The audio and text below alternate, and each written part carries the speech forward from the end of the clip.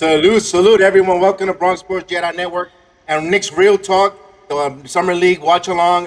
Here. I am going to salute my guy, Project Hector Nerd, and Divine. No introduction needed, but the great Divine. Salute. What's up, gentlemen? Hey, BX, salute to you, my brother. Salute, family. Glad to be here. Glad to be here. Excited for the Summer League playoffs. Playoffs? You talk about playoffs? Summer League. Yes, indeed. Yeah. I'm good. I'm ready to go, man. It's going to be a fun game. Rematch against the first round of the playoffs last year, but only on a Summer League level. But I'm excited anyway. See what these boys are going to do tonight, man. Hoping that Obi Toppin going to get he play. They don't rest him tonight. I don't think he has nothing to prove for the rest of the Summer League. I hope he still plays, but I heard he might not play tonight. So we'll see, man. But I'm glad to be here, man. Ready to get this game popping, ready to cut it up with my brothers over here, man. Yep, Same. absolutely. Same. I'm hoping, like you said, that they play Obi. I know quickly didn't play the last game, so as much as I don't want Obi, to extend himself, I'm going to be the greedy Nick fan and want to see him play tonight. Facts. I agree, man. I want him to continue that 20-point scoring. And I just want to continue to see them develop. My intriguing matchup for me personally is it's going to be the point guard, Miles McBride and Sharif Cooper. I was big on Sharif Cooper coming onto the New York Knicks and passing. I was a little disappointed when they passed on Sharif Cooper, me personally, but I want to see him go up against McBride. McBride has been nothing but a revelation, but a hardworking. What I love about Miles McBride, the kid doesn't. The kid looks like he sleeps in his uniform. His Nick jersey. He wakes up with it. He takes pictures with it. And that shows me he's proud and he's very proud and have a pride of wearing the New York Knicks colors. And that's what you want Yeah. with our kids. Yeah, Yeah. absolutely, man. Like two things, real quick. Like you said, two matchups that I want to see, or two players I want to see. Like you said, Sharif Cooper was someone that I wanted the Knicks to draft as well. Just like Jalen Johnson was somebody that the Knicks, Kev, I was high on him, and I wanted the Knicks to draft him. But I understood it because the two that we did draft, when it comes to Miles McBride, when it comes to I'm blanking out right here. Who's Quentin Grimes? Ryan. Quentin Yeah, Grimes. my apologies, blanked out. But when it comes to the two that we drafted, they were NBA ready. Those other two, Jalen Johnson and Sharif Cooper, still has some development to go to before they get to the level. So the two that we drafted were both NBA ready and ready to contribute on a playoff team. Yeah, I agree. Absolutely. Yeah. I think I'm satisfied with the picks. I Yeah. think as much as I love Sharif Cooper's offense and everything, he seems like he's the type of player that don't fit Tom Thibodeau's system. Mm. That was the only hold up for me with his skill set, almost 5'8". I really believe a lot of talented players got talent, but I just don't know if they could play for Tibbs. And Mm-hmm. I think that's why Tibbs passed on these guys. Are they going to be able to do what he needs them to do in a gritty city like New York, playing that hard-nosed, tough defense? I just think that McBride and Grimes gives us that. So I'm happy about that. I've Mm-hmm. been Tibbs been scouting these guys for a minute. Grimes and McBride been on Tibbs' radar for a minute. Mm-hmm. That little kid, and cause they got that type of grit to them that they handle the pressure of New York City. Like I said, we got a lot of talented guys up and down that draft board, but even your Subs of the world and all you, that don't mean they can play in the biggest market in the league. You know what I mean? That's why I Mm-hmm. think that a lot of these guys don't the Knicks don't pick them because they're not sure they can play in New York City. I think, but I Mm-hmm. like the game. I think he'll do well for Atlanta. But I can understand why the Knicks passed on much as I would like to see him here. Yeah. And another matchup is going to be interesting to see Jalen Johnson going up against Obi Toppin, pretty much to see them Mm-hmm. up and down matching the grinding in there. To see what that young man also. I don't think you have a chip on his shoulder, but we did pass on him. And that's another talented wing that we got there. They. Well, the thing is, the Knicks had guys in mind, and they went and got them, and they got the guys that Mm-hmm. they wanted, and Mhm. they had a good draft. Would we have liked the Jalen Johnson? Probably, maybe because he has. I know his upside was higher, but there was also some issues, off the court that persuade the Knicks to go in a different direction. Me personally, they got all guys that want to be invested all in, like you said, Divine, all Tom Thibodeau guys, all in, defensive minded first, ready to sacrifice, and the body type of McBride does fit Tom Thibodeau's point guard, what he's looking for, and you have a point there, and I'm glad you brought that up. Yeah. Mm-hmm. It's Yeah. both players. You see it's a difference of like you see the potential what they could be and what they already developed as. So when it comes to McBride and when it comes to Grimes, they're already developed at a place that, like you said, Divine, they can play in New York. They can Mhm. play under Tom Thibodeau. They can play his style. As much as I love Jalen Johnson, he still has a lot of work to do. He still has a lot of work, especially on his 3-point shot. So and Mhm. Sharif Cooper as well has a lot of work on when it comes to decision making because that was his knock. Was he a point guard or was he just like a scorer? So I'm happy, like you said, of what the Knicks got, especially when it comes to that second round pick that we got at the end. Boy, it looks like a tank on Wow. the court. Wow, these guys they're comparing them. Jalen Johnson, 19 points a game. So does Toppin 23, 9.5 rebounds for Johnson, 8.5, 8.2 for Obi Toppin. They both shooting in high percentage of field goal percentage, and also shooting Cooper. 17 points per game comparing to Manuel Quickly's. But the one they really have to compare is to Mal McBride. The tip off is done. Who wants to go first with the play-by-play? Yeah, you guys are more than happy to go ahead. Go ahead Oh, first. you guys are ahead of me, so I'm gonna just be like following along. Okay. Yeah, yeah. Well, I get it started right now. They're about There to you tip go. it off. Looks like we got Sims tipping it off against. I can't see the player that who's tipping off for them, but Knicks win the tip off. Ball going to Emmanuel quickly. He's bringing it up against Sharif Cooper. Then moving the ball around the key. Grimes got the ball right now. Sheldon quickly. Cooper on him. Got the Obi launching the three guys off the backboard a little bit. Sharif Cooper passing out somebody, shot a three, missed shot. And Mano quickly with the rebound, pushing it up. Um, Sims with the pick at the top, quickly with the three. Off shot, Sims, Grimes, bang. 3 Bang, nothing. bang, Yeah, bang, We need the Mike Breen bang. yeah, Bam! yeah, right, bang. right, right. Yeah, right.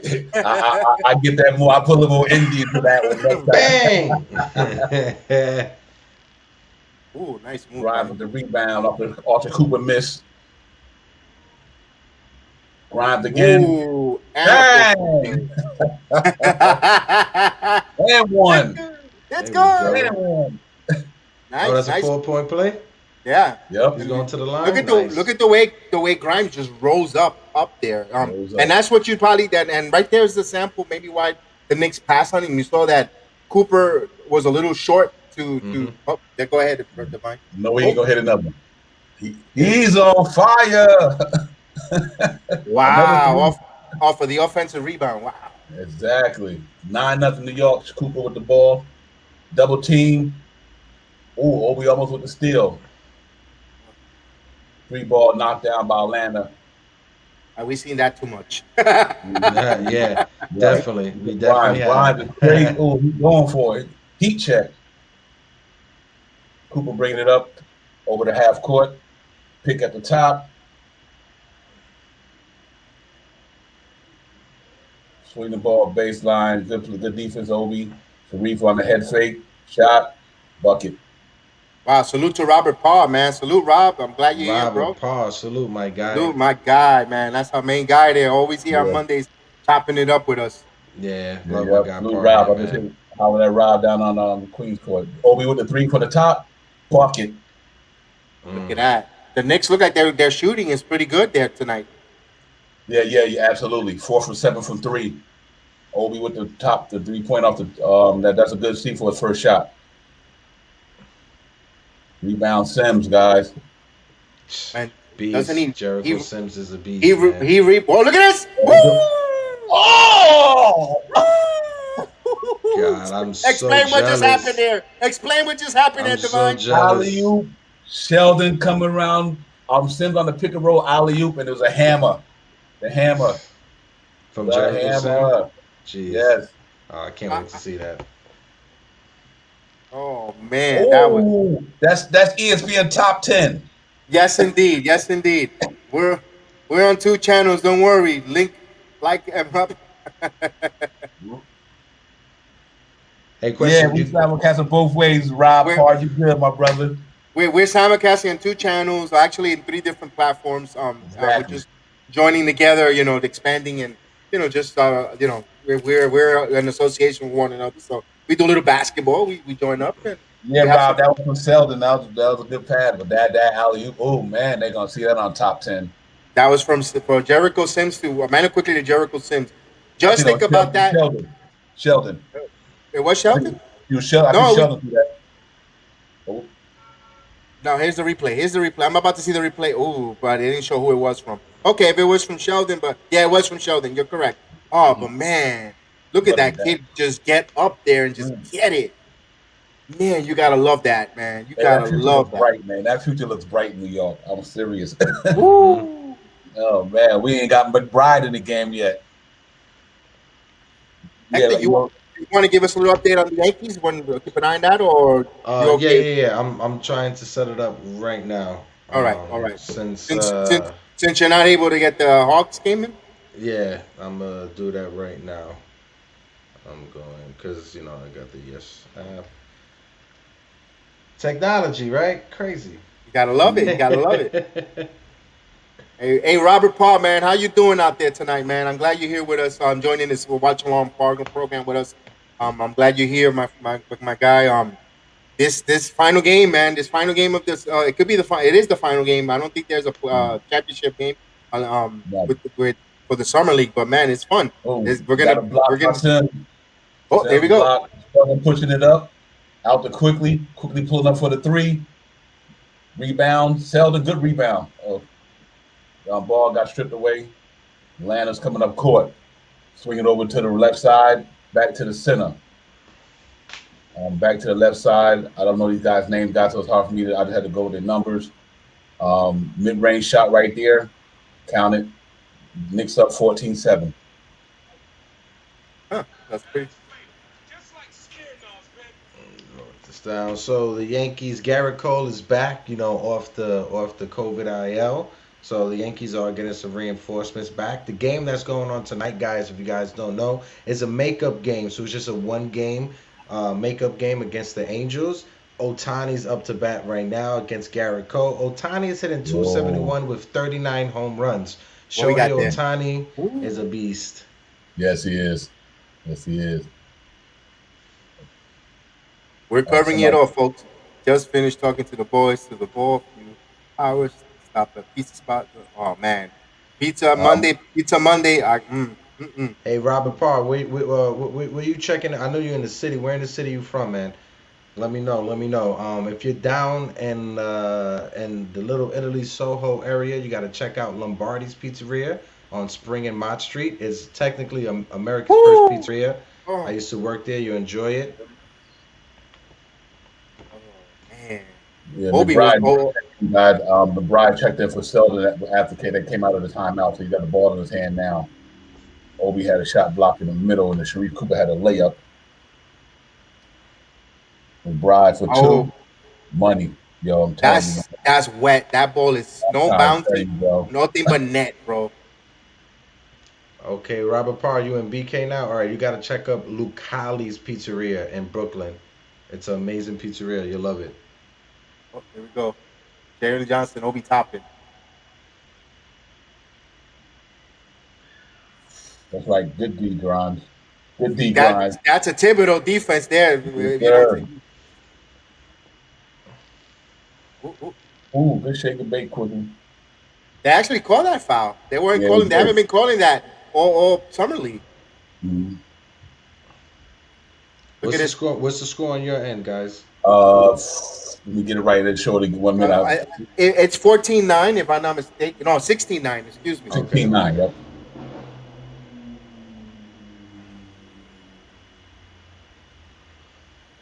One thing we're missing is the chance of the defense from the guard in Oregon. Oh Oh man, man. this season's going to be different Isn't because we got a taste of that last year, just for like a couple games and like that first playoff game. Yeah, absolutely. I wait for two Raws this year. When Kimbo gets somebody with the step back and make it to hit their knees to the floor, and then when Mitch get his first alley oop. Them the ones I Oh, want to see in the guard this year, man. I know they're gonna be looking for that. Yeah, I'm really excited to see what Kemba's gonna do. Yeah, me too. Um, He went to Germany and got that Kobe Bryant knee surgery, so he'll be back. Oh man, yeah, right. And if he can give us a 24 minutes, him and Derrick Rose, I'm good. That's all we need. Yeah, that's all we need, man. That's a duel right there, boy. I tell you. Um, right now, missed shot from Grimes at the top, driving layup. Then got the rebound, put it back in. 16-11, New York up 5. Miles McBride bringing it up past half court. Launching money. That kid is a problem, man. That's an issue there. Woo. It's a problem. Pull up three from the problem because and that was our issue last year. Towards the end of the year is where we got our 3-point shooting down, but we was looking really sloppy at the beginning of the year, and that's not going to be an issue this season. This kid, nice. Good shot. Nice. Yeah, that's not going to be an issue this year. You for sure, Hector. It is not. Wow, it looks like they're featuring McBride on offense. In this. They swinging it around. They to pop it. Good ball movement for the Knicks, if you ask me. Look at that. Did you see that? Yes. Obi Toppin with the layup. Good way to move that ball around. Excellent. From a cut. Pushing it up. Got Walker on top of him. He pulls up with this mid-range. Here you go, Grimes. Some bad news. I thought he was going. What's happened?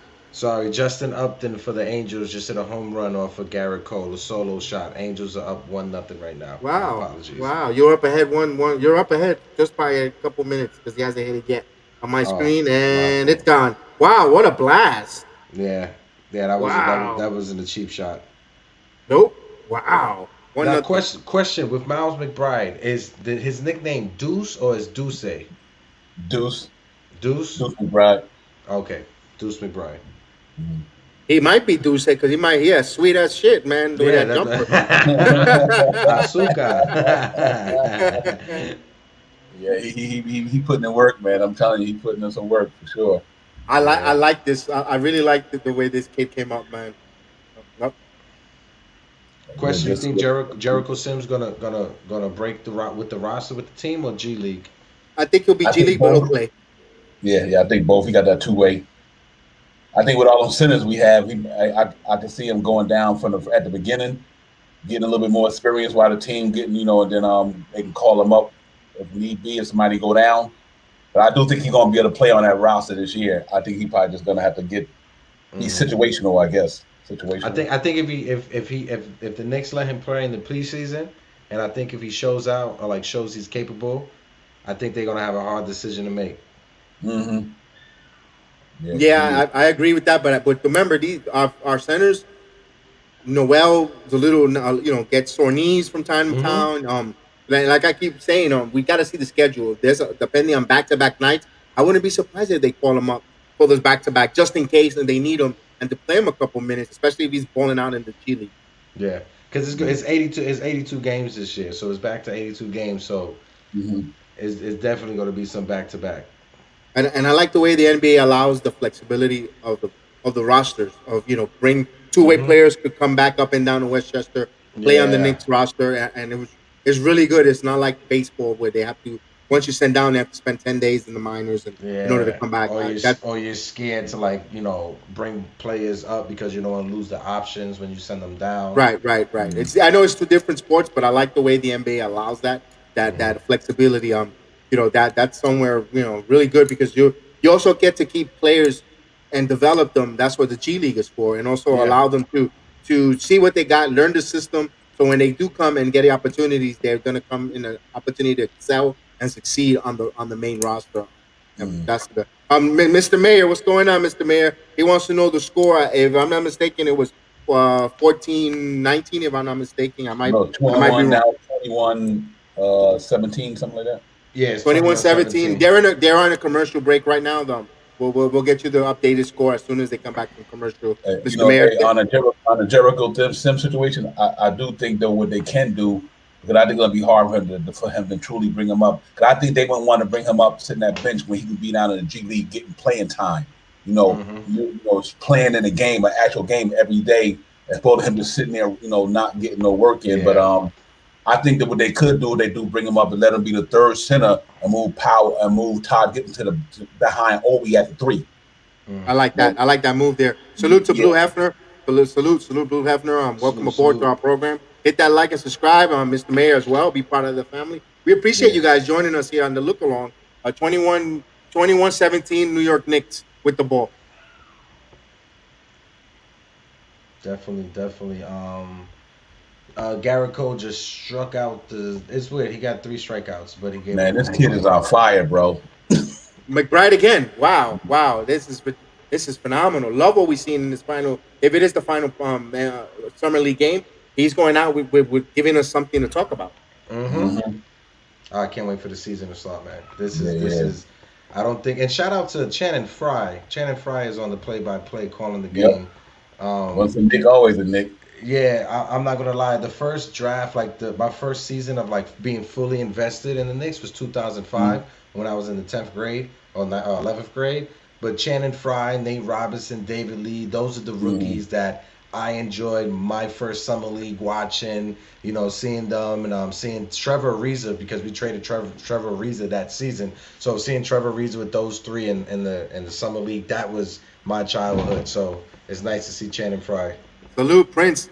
Prince. Hey, Prince, you want to come on the watch along with us for a few minutes? Let us know so I could hit you. I'm gonna throw the stream so you could come on if you want to come on with the watch along. We always like to have you on when you come on. Yeah, I'll be right back, fellas. I'm gonna give me something to drink. Yeah, brother. Yo, salute to everybody out there, man. We in here, man. Bronx Bulldog, Jedi, Divine, Knicks Real Talk. We simulcasting guys up. I don't see you guys on my screen because I'm on Bronx Jedi's show. And we simulcasting through him. But salute to everybody out there, all the fans of Knicks Real Talk. Thanks for coming over, man. Let's get it popping. Blue Hefner wrote on this channel. Blue, quickly, gotta watch out for McBride stealing some of his minutes this year. He's for real. Hey, it could happen there. And also, I want to read what Robert Parr. What do you think of Robert Parr when he wrote? He likes Getting at the power forward. Absolutely. Yeah. That's his natural position. Right. Yeah, I agree, Robert. Have him bring Sims up at the third center and let Todd be the third power forward. I think you can't go wrong with that. Right. Absolutely. Yeah, because it always part. I forgot. I didn't hear that. Sure. I was reading what Robert Parr wrote about he likes Todd Gibson at the power forward. His position, he plays well in his the small forward might be too fast for him, and I agree. We agree with that. And then Blue Hefner wrote that he quickly got to watch out. McBride might be stealing some of his minutes this year. He's for real. Yeah. It's all about what are you doing right now. IQ, he showed out last year, but you got to improve on it. He had a couple, he had one great game in Summer League, and everything else has been iffy. But I'm looking for IQ to have a great second year this year. But McBride and Grimes is going to be on his heels. We got some good 3-point shooting from both teams in this game. Yeah, absolutely. We got Cookie with the ball at the top of the circle. I mean, above by the half court line almost. Sims got the pick on the right. Quickly's in range. Also, another quick shout out if you guys haven't seen it, if you guys didn't see Michael Beasley trying to make his NBA comeback with the Portland Trailblazers. I'm glad Portland's giving him an opportunity to shine. He was in the Summer League a few games ago going off. Mm-hmm. Hey, that walking bucket right there. You can't never go wrong with that offense. Yeah, it was two. Who else? It was Beasley. Who else was on that Portland Trailblazers team? I know Reed was playing on somebody for Reed and. Mario Moutier. Moutier as well. Yeah. Yeah, he signed. He's gonna sign in China. I think one of them leads. Emmanuel Moutier signing over there. Lance Stevenson announced his retirement. So Lance Stevenson, he had an amazing talent. He was a great, talent and character on the court. So he had a great career, man. Quickly from deep, 27-0 into 1. Wow, 20. Wow, up and down pace. A lot of high flying shooting. There was a few moments there that looked good. McBride come out blazing, shooting. And Grimes with that the 4-point play actually turned out to be a 6-point play because he missed the free throw and hit the 3-pointer. So right. 27-all. Yeah, good game so far, man. And we Aaron got Judge got a single right now. I'm sorry, Aaron Judge got a single, a one out single. Joey Gallo's coming up to bat, and shout out to Aaron Judge. You remember last week when we was talking about him, Kev? We was bringing up those numbers if he's clutch or not. I think he heard us and got PO'd at us because he hit like over 400 the next week with like five home runs. This he is having a great August. He's Mm-hmm. actually carrying the team. He's putting the team on his back there. In Iowa, he multi home run game. In Chicago, he had some clutch home run power. And also under the radar type of power is Giancarlo Stanton, the ninth inning of that Iowa game. I was You just about know to say that as well. the He's Field of Dream games. If it wasn't for him, they should have swept the Chicago White Sox, in my opinion. mm-hmm. Mm-hmm. No, absolutely. And it was a game a week ago that he put the Yankees up in extra innings with a go ahead single. And with runners in scoring position too. Absolutely, Rob. Mm-hmm. He's been coming up with runners in scoring position, clutch, and what I liked yesterday, with Joey Gallo's up at bat. I know that Joey Gallo had the golden sombrero yesterday, but he also managed to put a bunt down and got on base that way. Yeah. Remember, we were always talking about it last time. And you Mm-hmm. know what? He's a big bopper. He recognized he was 0 for 4 with strikeouts, and he went and he laid out a bunt and got on base. I like that kind of play. I like that kind of. I know analytics and don't like that, but hey, he got on base. It's all about getting on base, doing the sacrifice for the team. Well, Second even quarter that started. Or I'll take the second quarter there. okay. Atlanta with the shot, missed, rebound, put back, and right now it's 29-27. New York Knicks quickly brings the ball up the key, and he's at the top of the key. Defense is setting up, offense is setting up. Got a pick from wow. Sims. Sims over to McBride. McBride for three. Bam! It's good. 3-pointer. Assist by Emmanuel quickly. Joey Gallo has 5 bunt singles. He's leading the American League. Crazy. Wow, that is nice. He's a bopper. The top of the key. Atlanta shoots the three and miss. Jericho You Sims with the just called rebound. it right when you said Bappa.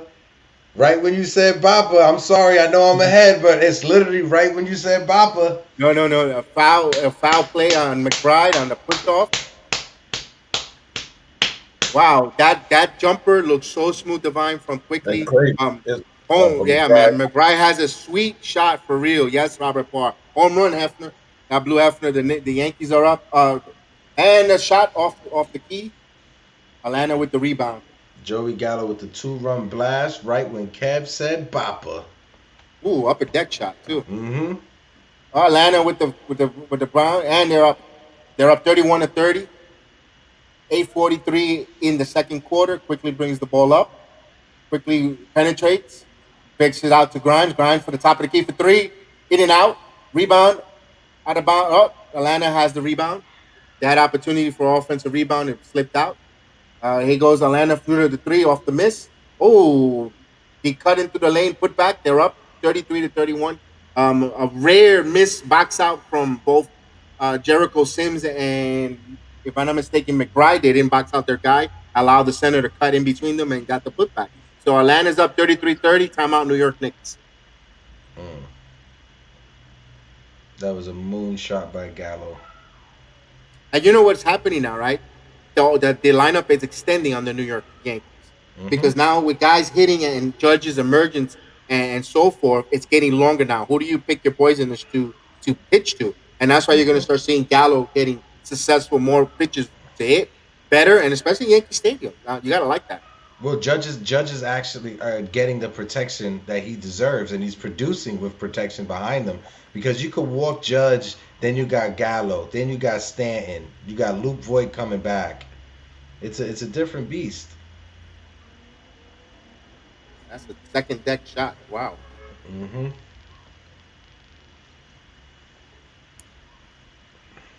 And they're in commercial break, guys. The Knicks trail 33-31. The commercial break right now. We'll be back on there when they come back on. We'll continue the play-by-play call on the program, Wrong Sports Jedi on Knicks Real Talk.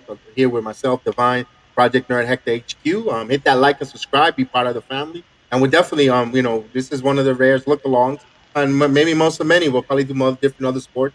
But we have fun doing the look-alongs because it's the raw emotion of us seeing our team play right on the spot, and the ahs, the oohs, and like, oh my god. So it's Absolutely. No, You get, absolutely, you get the absolutely. fan, you get the fan part of us on this one. Yeah, yes. we did the last play with the Yankees, and that was really good. Will Sakin, what's going on, my guy? And look who's here. Oh man, my main man, the Sergeant G, sergeant in the man, building. what's up? I gotta send the invite to him to say hello. I gotta send hello to him because he's my main guy, man. I gotta definitely. Yankees McBride have on the lost. corner. McBride Oh with yeah, another three from the corner. Knicks 33-33. thank you, Divine. McBride with another 3-pointer. This guy is on fire tonight, right now. Good pick at the top of the circle, 3-point circle. He swing the ball over to the top of the circle. Pull up from three, brick, rebound offensively, shot for three again. Money, 36-33. It's a Atlanta. 3-point. It's a 3-point war out there. Wow. Mm-hmm. Yeah. Yeah, Robert Parr, yeah, the new episode's out today. I haven't seen it yet, but that's the first thing I'm gonna do after I do this. And if you guys can, subscribe to the channel for the love of the game. The icon's right there. If you guys can go to YouTube and just subscribe to it, I appreciate it. Jericho Sims with the putback, follow up, rebound, up strong, two-hand dunk. Salute to Pudge. Nice. Salute. Salute Welcome my aboard guy, the Pudge. look along, the watch along program. Appreciate all the Knicks Real Talk family coming over, man. We in here watching the game. Me and Bronx Sports Jedi, Project Heck. Knicks down 30 by 3 points, 38-35. Atlanta with the ball. Turnover. No, Obi Toppin. It deflected. Good hands on Obi Toppin. Yankees is up 2-1 right now. We already got the Y2Js better than Noel. Well, hopefully in a few, hopefully, man. Ooh, man, that putback, that showed the replay on that dunk from Y2J, breaking the walls down, baby. Mm-hmm. He's going to be like, you know how Mitch was his first year.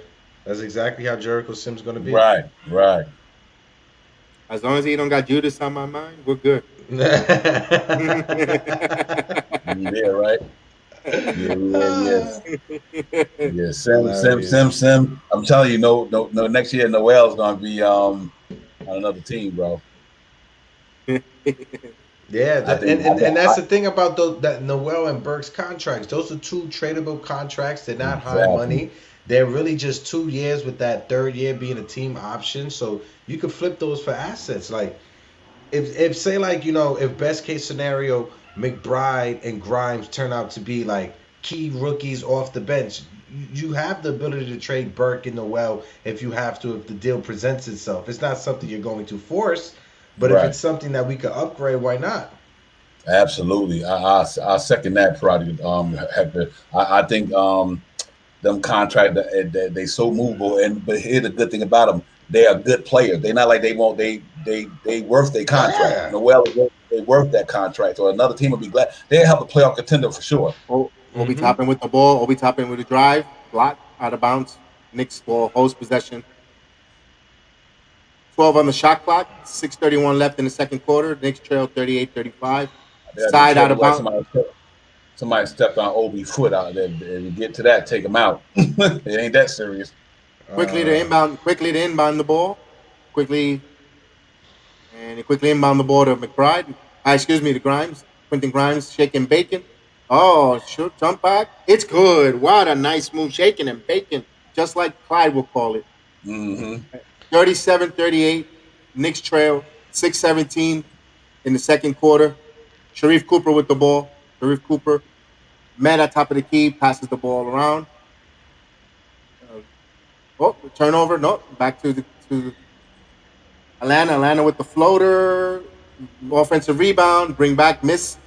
Fight for the rebound. Jericho Sims cleans that up, baby. And now we got Quentin Grimes with the ball, pushing the ball. Obi Toppin on the side. Kicks it out. Over to Walker. Walker over back to Kareem. They're going to reset on top of the key. Jericho Sims and Quick. Oh, Obi Toppin with a pass and a dunk. What a beautiful play there. Man, moving the ball around with the assist. Man, what a nice one. Woo! And this is the Summer League team. That's what's crazy. This ain't even a regular squad. Right. Where the guys are more polished and more. God. Oh, goodness gracious. Knicks are up 39-38, 5:31 in the second quarter. It was a foul call and 16 on the shot clock for Atlanta. Man, what a pass and that Just dunk. a quick note. I just got an update on Twitter. Clint Frazier was taken out of his rehab assignment with vision impairment issues. They're not Yankees aren't sure if he's going to actually play anymore for the rest of the season. So prayers go out to Clint Frazier, man. He was having Right. good when his rehab starts. He few extra base hits and a couple home runs. Quickly with the floater miss. Sheriff Cooper with the ball got fouled.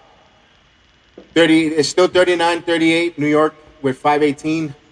Quick side out foul. Reset the shot clock and Atlanta's ball. Yeah. Billy Frazier is on the 60-day DL list, so he's done for the year. He don't have Yeah, enough time to get back. There's not gonna be enough rehab starts or whatever, so he's shut down. yeah. Atlanta inbounds the ball. Pick. There's a drive, kick out, back out to the three, shoots three from the wing, no good. Rebound, Obi Toppin, loose ball, out. Last touch, Atlanta. Knicks ball. 5:05 left in the second quarter. Knicks inbound the ball to quickly brings it up, passes the halfway line, up the key, pass it over to Grimes, to Obi, back to quickly to Obi Toppin with a dunk. Oh, he missed it off the backboard. Oh, but a foul was called. Yeah, they got to Man, call. Obi's looking for bodies out there, man. Yeah, Hey, yeah. salute. We got Brennan. Salute, man. I'm glad you're here. Brandon Latobe, salute, my man. Oh man, Obi Toppin with oh man, he would have caught a body there. What a play. Yeah, On the yeah, free throw absolutely. line to shoot. He hits one of one to hit the first free throw. Knicks up 40-38 with 4:23 left in the second quarter with one more free throw left. You could see that. You could see that confidence in Obi Toppin. They Hmm. put his numbers 23 Mm. points, 45% for the field. Man, that confidence for him. Emmanuel quickly is struggling heavily. And second shot is good. And it's 41-38 New York Knicks. Which you know what? I'll address that with Manu quickly struggling and here's Sharif Cooper with a pass. What a nice pass by Sharif Cooper. Thread the needle there. Atlanta scored 40-41. Knicks. McBride with the ball. McBride off the top of the key shoots the three. It's good. Oh my God, that kid! I Man, think what is like that's his that fourth three man. pointer. Nah, Woo! about a six or Oh, seven. About a six. 44-40. Ooh, oh man. It's Sharif Cooper He's breaking the defense down. Pull up jumper, miss off the key. Oh, come on, guys. Don't get sloppy. Don't get lazy on that offensive rebound. Last touch by Atlanta. Knicks ball. I like the diving for balls there. You gotta like that. But McBride again. this kid, he got no hesitation. He confident with the No, shot. He can shoot it from anywhere. That's amazing, man. I'm at this. Oh my let, gosh. let me tell you something. If this kid is gonna be shooting like that, he could sleep in his jersey all the time. Don't take it away. Right. Right. There goes McBride again. Absolutely. McBride to the drive to the rim, kicks out to Sheldon. Sheldon with the ball, penetrates. He throws a wild shot, blocked up, rebound. Atlanta's on a 3-on-2 break. Oh, no, foul. He got fouled on there. What a This nice another move there. foul. Foul Yeah, before the play, before the so he's shot, bro. side out. Mm. And then we got here what it says. McBride and Grimes might need to each other 15 minutes a game this season. Maybe they might be able to Yeah. crack the rotation, especially especially if there's back to back nights where Kemba might not play one game and Rose might not. You might want to have to give them minutes there to Hmm. compensate. Well, Atlanta Yeah. misses the three. Knicks with the rebound. McBride running the break. McBride slows it down. He didn't have the numbers. Atlanta got back on transition D. McBride again shoots off misses. Fight for the rebound. Atlanta ball. Sheldon was the last one touching. Atlanta retains the ball. 3:32 left in the second quarter. They're showing the summer league players. The New York Knicks draft order. The recap. They have Grimes at 25. Rokas Jokonibus at 34. McBride 36 picked and Jericho Sims at 58 picked. Salute Alton Lee. What's going on, man? I'm glad you joined us here this evening on the Knicks Watch Along program. Salute, salute, fellas. Knicks up 44 Yo, y'all 40 make sure with y'all go down.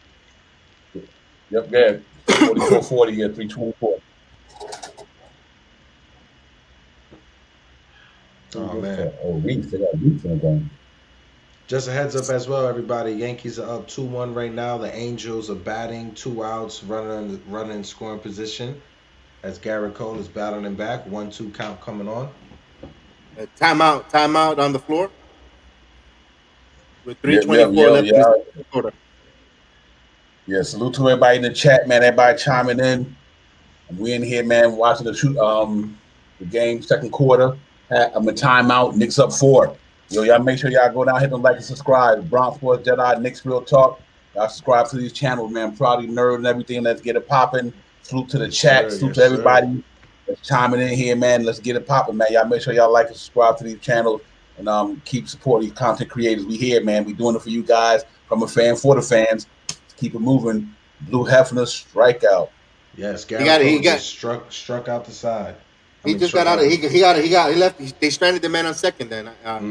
Yeah, so all right. The guy on second. If you guys could go subscribe to For the Love of the Game, me and your guy Worldwide L will be coming back this week with some new content. Please go like and subscribe. Subscribe to my guy Kev, keeping it real. My guy Divine with Knicks Real Talk. 44-40. 44-40 timeout on the floor. They're in commercial breaks. Once the action comes back, we get rolling. And the Yankees are in commercial break there. On the bottom, guys, on the scroll, there was some NBA action. If you guys want to look at it, we saw that there's a trade there. Cap flexibility for Los Angeles Clippers and Memphis Grizzlies. We'll talk at halftime in about a few minutes. We'll talk about that, the impact on what we think about that. So just letting you guys know the breaking news on that with the move in the NBA. There's still moves being done. And I think there's still going to be some minor moves being done out there. But we got that at halftime. We'll discuss that while we have the look along while they get that halftime break. We have a final in the Summer League. Indiana Pacers won 74-85 over Washington. You also saw before this game, it was San Antonio taking a loss to Oklahoma City. The ball's inbound, and the players there. Knicks trying to get the ball. Actually, Indiana turned their ball over. The Knicks got the ball on that steal. Obi Toppin with the basketball. Pass it over to Manu Quickly. Manu Quickly dribbles, brings it back out, resets back to Obi, back to Manu Quickly. Manu Quickly with a deep three off the top of the rim. Jericho Sims with a deep rebound, put back, and he gets it and a foul. That boy a monster, son. Yes, man. He is. He was determined. He was not going to take no for an answer. Wow. He went up. It got blocked. Came back down. Right back up. It should have been called a traveling in actuality. And I don't know how this kid went so late in the second round. It makes no sense. He's shooting his first free throw. Good form, technique, up and in, good. 45-40. Knicks up 3:06 in the second quarter. One more free throw left for Jericho Sims. And you know what? He shoots the free throw smooth, man, for a center, Divine. Yeah, oh, yes. He got a good touch. Yeah. He had a little outside shot. He just hadn't really been able to display it in Summer League, but he had a good form on the shot. And you got to salute Walt Perrin, man. Salute Walt Perrin for knowing how to pick these talent like this, man. It is unbelievable, man. This is real talk. He hit his second free throw, and they're up 46-40 with 2:56 left in the second quarter. Then Atlanta with the ball, moving the ball to the side, penetration to the rim, and met at the rim by Jericho Sims. Man, defensive monster! What a defensive play! I don't disagree with Pudge with what he said right there. We got to trade Noel right now. Absolutely, trading my values high, Pudge. Yeah. Hey, I think Sims and Mitchell Robinson in the future. Yeah. Quickly brings the ball up, penetrates to Jericho Sims, and Jericho Sims active, even though he turned the ball over, but he's active underneath the box, man. You gotta like that, man. The kid is feeling confident as well underneath the rim, man. I like this, man. This is exciting. Yeah, he is, and it's not sloppy either. He's very he's not moving slow or anything like that. It's very smooth. And his hands got good hands for a center. Mm-hmm. And he uses his body very well when he's boxing out and trying to get ESPN. They finally fixed the graphic with the Knicks players. No more Alfred Payton or Franklin Aquina. Yes. Man, I was about to help them do the video editing because, man, it's driving me nuts. Grimes for the top of the key for the three. Bam! 3-pointer. Quentin Grimes. Yo, man, third seed in the East. It's not that And Atlanta far. with the three. No, off the route to the rim. The Knicks are running. Manu quickly brings up the key. He slows it down again. Back to Jericho Sims. Back to quickly off top of the key. Brings it back out. 12 on the shot clock. A minute and 46 left.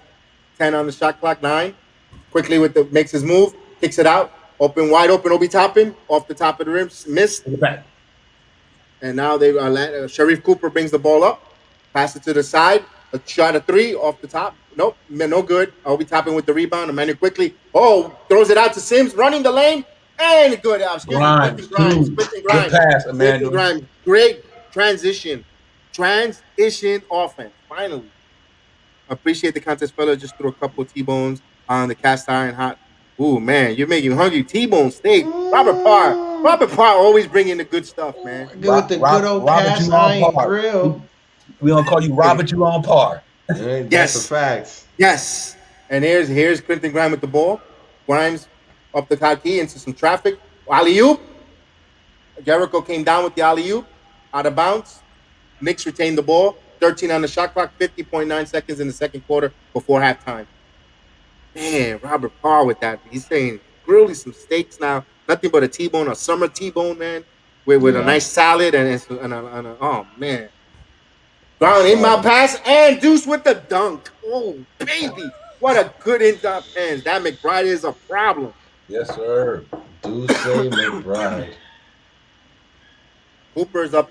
Cooper and McBride are going at it right there up on top of the key. McBride checks him. Cooper wants to one up. Well, good pass. Smart move. He was going to shoot the 3. He saw the cutting player, and he passed it over. Pretty good move there. 53. Boy. 53-40. 53-42 Knicks with 32 seconds, 19 on the shot clock. Hey, that's why McBride going off. Huggins in the building. His old college coach in the building. See, I knew you were going with a salad, Robert Parr, because it's summertime. A nice summer salad with a T-bone steak, little blue. We got blue cheese, maybe. So because goes good with the steak, and you're good set to go. You got McBride, Cooper with the ball. 17 seconds on the clock. I think it's the final possession, guys, of the half. Knicks up 53-42 for now.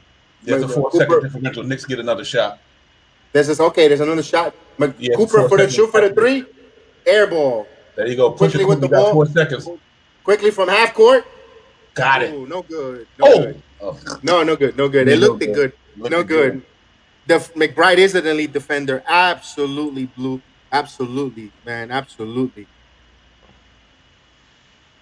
Oh, not the kind of salad we're talking about. Yeah, I know. That's the devil lettuce. Yeah, Popeye's special spinach. Okay, so we're at the half, guys. I like what we've seen there. What's your thoughts around there? I'll be quiet because I've already talked a lot. Oh man, what I'm gonna say is I'm happy seeing this team. It's a great rebound from what we've been in the previous summer leagues. Seeing McBride, seeing Quentin Grimes, seeing Jericho Sims, Obi Toppin. It's amazing feeling, man. Yeah, I second that, Hector. I'm a testament to the Knicks, man. The organization and what the night and day. Good leadership makes a big difference. You know what I mean? They got development people in there now. They didn't have them before. They got good scouting people in there. They didn't have a lot of them before. I just think that from top to bottom, they look good, and they brought in some good talent, man. And like I said, sometimes it might not be like at the top of that draft. Yeah, you're gonna have your creme de la creme players, but to see McBride and Grimes and Sims, 34th pick, 25th pick, whatever, 58th pick, and I think talent is talent. And some of the best talent in the NBA, Kawhi Leonard, Draymond Green, all them guys went down that low. You know what I mean? So that's why I don't judge a lot of them guys because they in the top 4, top 5. That's just what they was, other than Cade Cunningham, and legitimately one of the best dudes out there. But I like what the Knicks got. I think McBride is unbelievable, BX. I think the young man's on the cusp of something. I think the Knicks did very well with this man. I'm excited about it. And this is just a summer league roster. That's not even counting. Oh my God, bro! That's and a full season of Mitchell Robinson. So I just think that it's going to be, if we stay healthy, it's going to be amazing. I'm happy. I'm psyched. I'm geeked, as we would say. You know what I mean? And I would really like to see this thing in October when it starts popping off. Well, Yeah, 100%, man. yeah, absolutely, man. Salute to Rollo Brown. I see you there, man. Absolutely, I'm glad to see you around, Rollo. I'm glad you're there. Salute to Baba Booey, man. It's good to see you, Baba Booey. Glad to see you there, and I kind of, I'm Baba glad you're here Booey. too. Hit those likes. I'm glad you're here. At the half, we got the Knicks up. We like what we're seeing. I'm really excited with this final game of the summer league. It's excellent. McBride is just going off, man. What He's an doing issue. 17 points. Just Oh my just imagine when he gets to play and learn the tricks and the knacks of the NBA game for the veterans, like like a Derrick Rose, Kemba Walker, Hmm. oh man, or even It's how to gonna be be, a nice blend. or even how to be a professional, conduct himself from a Taj Gibson. Taj Hmm. Gibson is all class act, pros pro, and Yeah, just bringing these kids under their wing is gonna be it's phenomenal. yeah. Yeah, it's gonna be phenomenal. It really is. I'm excited, man. Like I said, I know us guys. We've been watching Knicks basketball for at least 20 years and more for me. But I know, and just to see what we finally seeing something that we seeing is unbelievable. I mean, think about the last time we seen something like this here in New York, and it had been 8, 9 years ago. But I mean, it's just so exciting, man. To see that stuff going on right now, for Hey, sure. salute to Nick P. Nick P. I see you in the building. Salute, my main man. I'm glad you're here. And Kenya was writing. IQ is not a point guard, but IQ could be a point guard when they need him in emergency situation. I don't think you lose too much in there. But like you said, maybe he isn't a everyday starting point guard that you want to run an offense and set people up. But he's shown in it's only year two as also Kenya man, and we'll see how that goes with that. But yeah, you're right. For now, he's not. I wouldn't entrust the point guard responsibilities yet with Hmm. either. Yeah. And he wrote Yeah, here, absolutely. Anthony, if Deuce was 3 inches taller, he will be a lottery pick. Possibility, I think so. Oh, Yep. yeah, 100%. 100%. Yeah, absolutely. Yeah, that's why I can understand why they passed a little bit on him, but because of the height issue, and that's probably the only thing what it is. It's just a height issue. Other than that, that young man he got game on him though.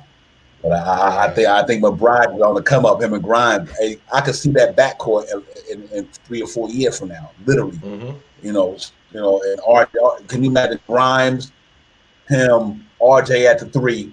You know what I mean? Oh my God, it's gonna be crazy in New York for the next couple of years, man. I'm excited about this thing for sure.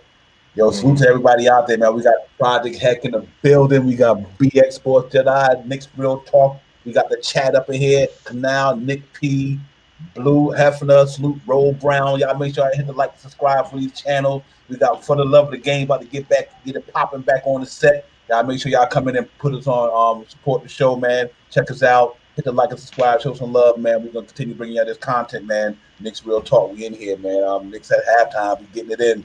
And we got the brothers up here, the three wise men, like my man said. Salute to everybody out there. Yes, yes, yes, yes. Question.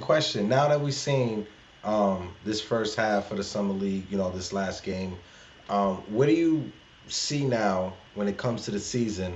How do you think the minutes are going to get spread out? Like I know we talked about the back-to-back games, but like right now, where would you say like majority of the minutes going to go? Um, as far as overall, the team overall, Yeah, do you think Julius Randle? How can I rephrase? Do you think Julius Randle will be leading the league in minutes played like he did last year, or you think that not at Obi all. Toppin, seeing what Obi Toppin is doing? I know it's just a summer league and we haven't got to the preseason. You think Obi's going to get those extra minutes to let Julius sit back and relax, especially since we surrounded Julius with Kemba and Fournier, those extra shooters? Yeah. I think so. I think especially with the emergence of Obi Toppin's game, I think him taking that maturation this year, I would love to see Julius Randle get down to maybe 32, 33 a game, and let Obi get like 12, 15. Now I think if he played like he played in the summer league, let's say you bump Obi Toppin up to 15 minutes a game now, or I think that'd be so nice. I think Kimba with the Kimba situation, I think that him and Derrick Rose split what they split. It's going to be hard. Like I said, I'm great that these guys is playing. Do we gonna get? Are we gonna get the tips that just got 10 guys playing, or are we gonna get the tips gonna be like I gotta play these guys? They doing Yeah. it in practice. They doing it in practice. Not for them to be balling out in practice. I don't put them in the game. So it's a good dilemma. You know what I mean? It really is. It's a good dilemma to have. I think definitely Knicks got a deep team. They deep. They really are a deep team, and so I don't think I don't think it's gonna be an issue when it comes to, even if somebody get hurt, they got guys to fill in. So, but yeah, I think it might be Hector. It might be, to me, more Julius Randle getting less minutes just due to the fact that he got more scoring around him with Fournier and Kemba Walker. The load might not have to be so heavy, so he won't have that burnout going into the playoffs like he had last year. And I think Obi Toppin is gonna help that out a great deal. Hey, salute to RQ, or am I saying it right? RIQ or RQ? Reek number 3. Rick number 3. Let me say something, Rick. That hat that you have on your profile, that hat is banging. That is fire. I love that hat that you posted. Phenomenal, man. Welcome to the program. Welcome to the show. I hope hit that like and subscribe so you be part of the Knicks family, man. We like to see you around here. Salute in the chat and salute to you, man. Welcome aboard. Let's read some of the other stuff here. From Blue Hefner, Knicks have the most loyal fan base in sports. I agree, man. You guys always support this team everywhere, anywhere they go. Definitely. Yeah, I think it started, Devon. You want to take the third quarter? It's all yours, my man. Yeah. Okay. Yeah, we're gonna get the third quarter in the way, fellas.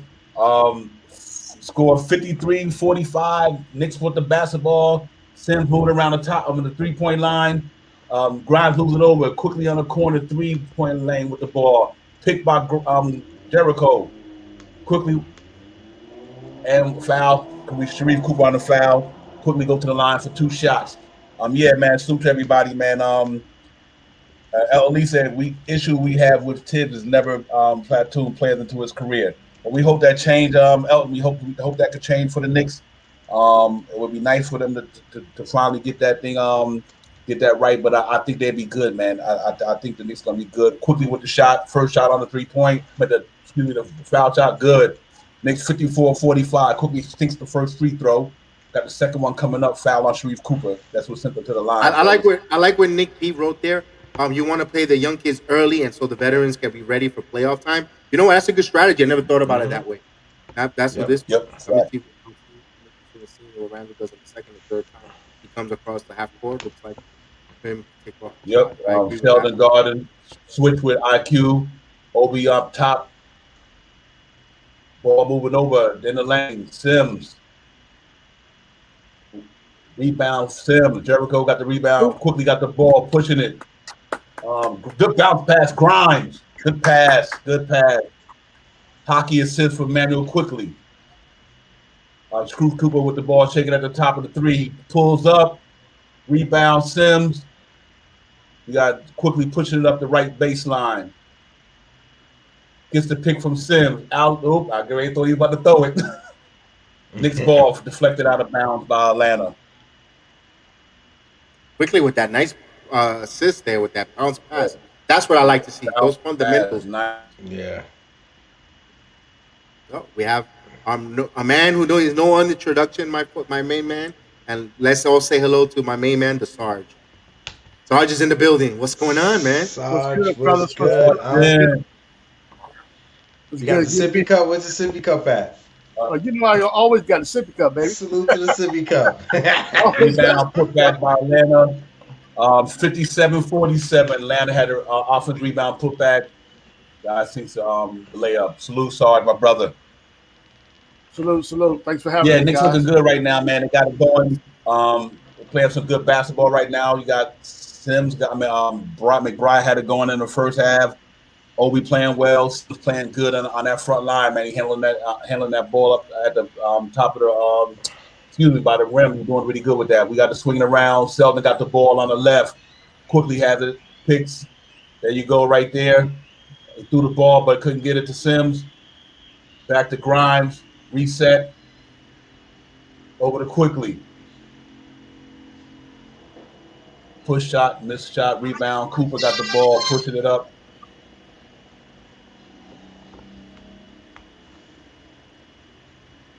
Foul on Sheldon on the shot. Rick Q said, besides the rookies we drafted, is there any player on the Knicks Summer League roster that impressed you that would potentially be brought into the training camp? Yeah, I think Walker. I like Walker. I like the way he was playing week 3. I like And the who else? backup center Troy, who can Okay. stretch the floor and who can knock it down from beyond the arc. But I can see him being sent down to the G League. But that's somebody who really impressed me. I like that Amir Sims. He was hitting the 3-pointer fluid, Mm. off the wing, and it was just going in smooth. A smooth delivery. He's a free agent, a rookie that they brought in. I really saw that. I thought that something for him to come in training camp and just be part of the team. See, he could stick around training with the G League, and the Knicks could offer him Hmm. a contract and keep him there. I liked that one there as well. I like the Walker kid as Knicks got the well. ball coming up. Emmanuel Yeah, quickly right. on the gives it to Sims at the top of the 3-point line. Quickly got it, launches the 3-ball, off shot, follow back up quickly.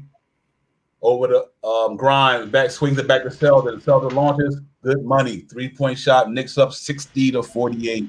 Sarge, what's popping, man? You're back What's home. I know you're glad to popping, be here. man? I'm glad to see you in that couch, man. It's good to see you there. Hey, it's No, good to be back home, man. I'm gonna tell you something. You know, it's okay to be traveling sometime, but it's nothing like being on the home front. You know what I'm saying? Where you're comfortable at. Hmm. Hey, BX, let me ask yes, you sir. real quick. Is Yes, sir. the storm affecting you at all? As of right now, no. I just got a little bit of the. I had to change the resolution on the Direct TV because of the rain. We're getting a little bit of rain. That's it. That's all right Okay, now. I know same the here. same there. Okay. Yeah, All right. same here. And I thought that when I saw it on the news, I thought will be much more impactful than what it is. But all we're getting right now, it's not even rain. It's spotty rain. Right. I It's can spotty rain because it's west to us. I think right, Pensacola, and the Panhandles are going to get right, the brunt of right. the storm. Yep, yep. We always think Tampa always seems to duck the bullet, and I'm glad. 60-50. Quick, Knicks up by 10. Quickly bringing the ball up left side baseline. Bounce pass. Turnover. Mr. Grimes on a bounce pass. Hey, Sarge. After the Summer League game is over, we're gonna do a little segment of the Giant football just to talk it up. So Okay, don't go running away yet when the game is over. okay. You No, better not go no problem. hide. I will find you in Tampa, regardless of the rain. Too easy, fellas. Too easy. Where did this game come from? Because after the Cleveland game, I thought they said that was it. Salute For to King Rigby. He says, "What's good, G man?" what's good, King? What's good? Salute, salute, salute. Salute, King. Salute, salute. I thought so as well. It wasn't until Kev hit me up yesterday, like, yeah, they're Drive by playing Tariq tomorrow, Cooper. and I pretended Knicks like I up knew what he 8. was talking about. McBride on the push. McBride picked by Sims. Step back. Obi popping at the top circle. Obi drives. Puts it up. Mid shot. Sims with the offense rebound. Tip back to Obi. Grimes, excuse me. Swing it over quickly. Got the pick from Sims. Back to Grimes for 3. Off shot. Rebound Atlanta. Salute King Ribby. Salute my brother. Sharif Cooper at the top with the ball. Pick set. No bypass. Wow. G man, we're gonna make you Sergeant Mayor of YouTube because you're the mayor. Seriously. Hey man, I just love getting up here and talking Knicks, brother. You know what I'm saying? You're Man, we- you're the mayor, and Kev is the comptroller.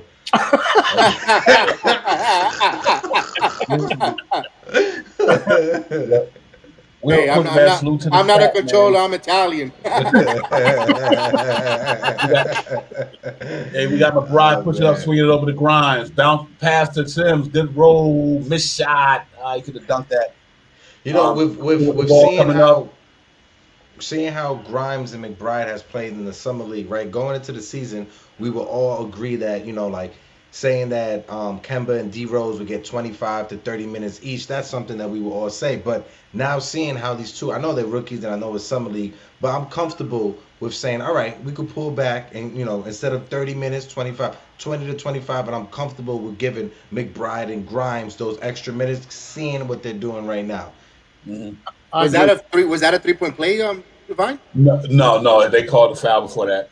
Okay. I think what's gonna be the difference is training camp. Mm-hmm. That's where I think they're gonna have to make their name at because great as they playing right here. Remember, hey, Kevin Knox lit up Summer League. I mean, let's not get it twisted. When they get to, when it's what they gonna do when they get amongst the creme de la creme, the big boys, and guys like but as of what the way they doing right now, it look like they definitely giving themselves the opportunity to earn that time. But we had to see what Summer League is. I mean, not Summer League, when the training camp hit, because that's when everybody's be going hard. You know what I mean? So it's gonna be interesting. Preseason, yeah. Yeah, I think. But they look good though, man. For these youngsters, like this. For these youngsters, I feel for them like I feel about Obi Toppin. I want them to be so good that Tibbs got to struggle to find no playing time. You know what I'm saying? That's a great problem for us to have. A great problem. Absolutely. Yeah. And I think y'all talked about it before. Getting the rookies some burn and during the early games in the season to save those vets for when we get in the playoffs, so they're fresh. Yeah, 100%. It's just seeing, That was from Nick P. Yeah. Going to decrease, and we end up with the 7th spot. And our one and done. Play with the youth early so the veterans can be ready. Absolutely. Absolutely, Nick P. For sure. It puts a lot of ease on our heads because, like, after the draft, a lot of Knicks fans and after free agency, we were just like, a lot of us didn't know which direction we wanted to feel emotionally. But seeing how they are looking in Summer League, it puts a lot of ease on our mind. We're like, all right, cool. Now when we go into training camp and we go into the preseason, like Divine and Kev both said, now that could put a lot more ease in us. And then going into the season, I'm excited to see what they do, man. Yeah, absolutely. Salute to Jermaine Sims. Obi's body's starting to look like he did in Skip Leg days. Yeah. Facts. Yo, salute everybody in the chat, man. Y'all already know that the chat is where it's at, man. Thanks for chiming in, man. Y'all keep dropping them thoughts in there so we can keep on bringing it to you.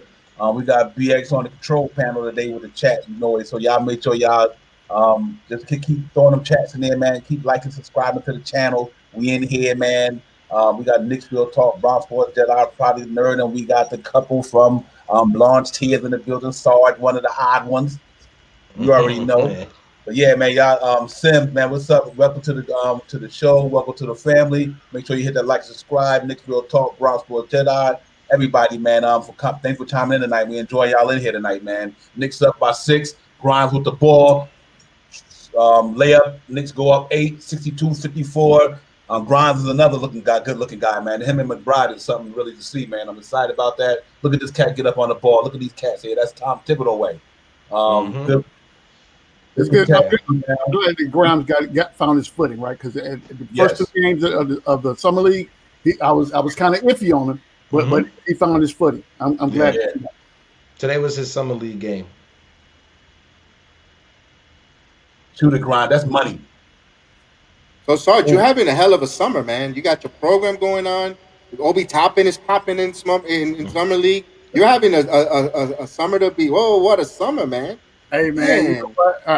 I'm not going to get too high just yet. You know how things happen. You know what I'm saying? I'm going to stay even keel.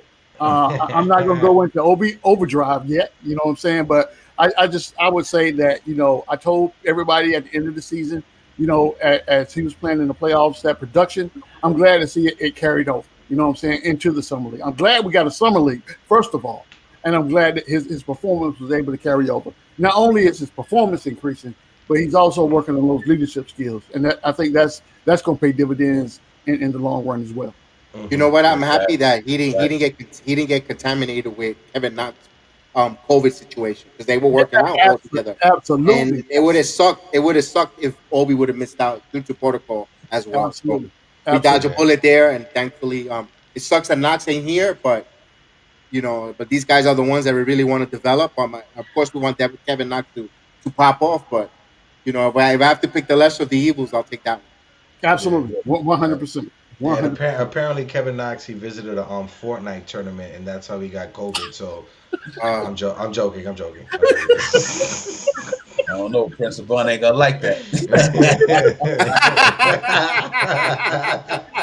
No Prince of Bun, that's his boy. Knicks up 10, guys. Good drive, good D by Obi, better shot. Good D to Obi. He contested the shot, but he had a good layup right there. Knicks 64-56. 3 minutes, 41 seconds left in the third quarter. McBride got the ball coming up court on the right side.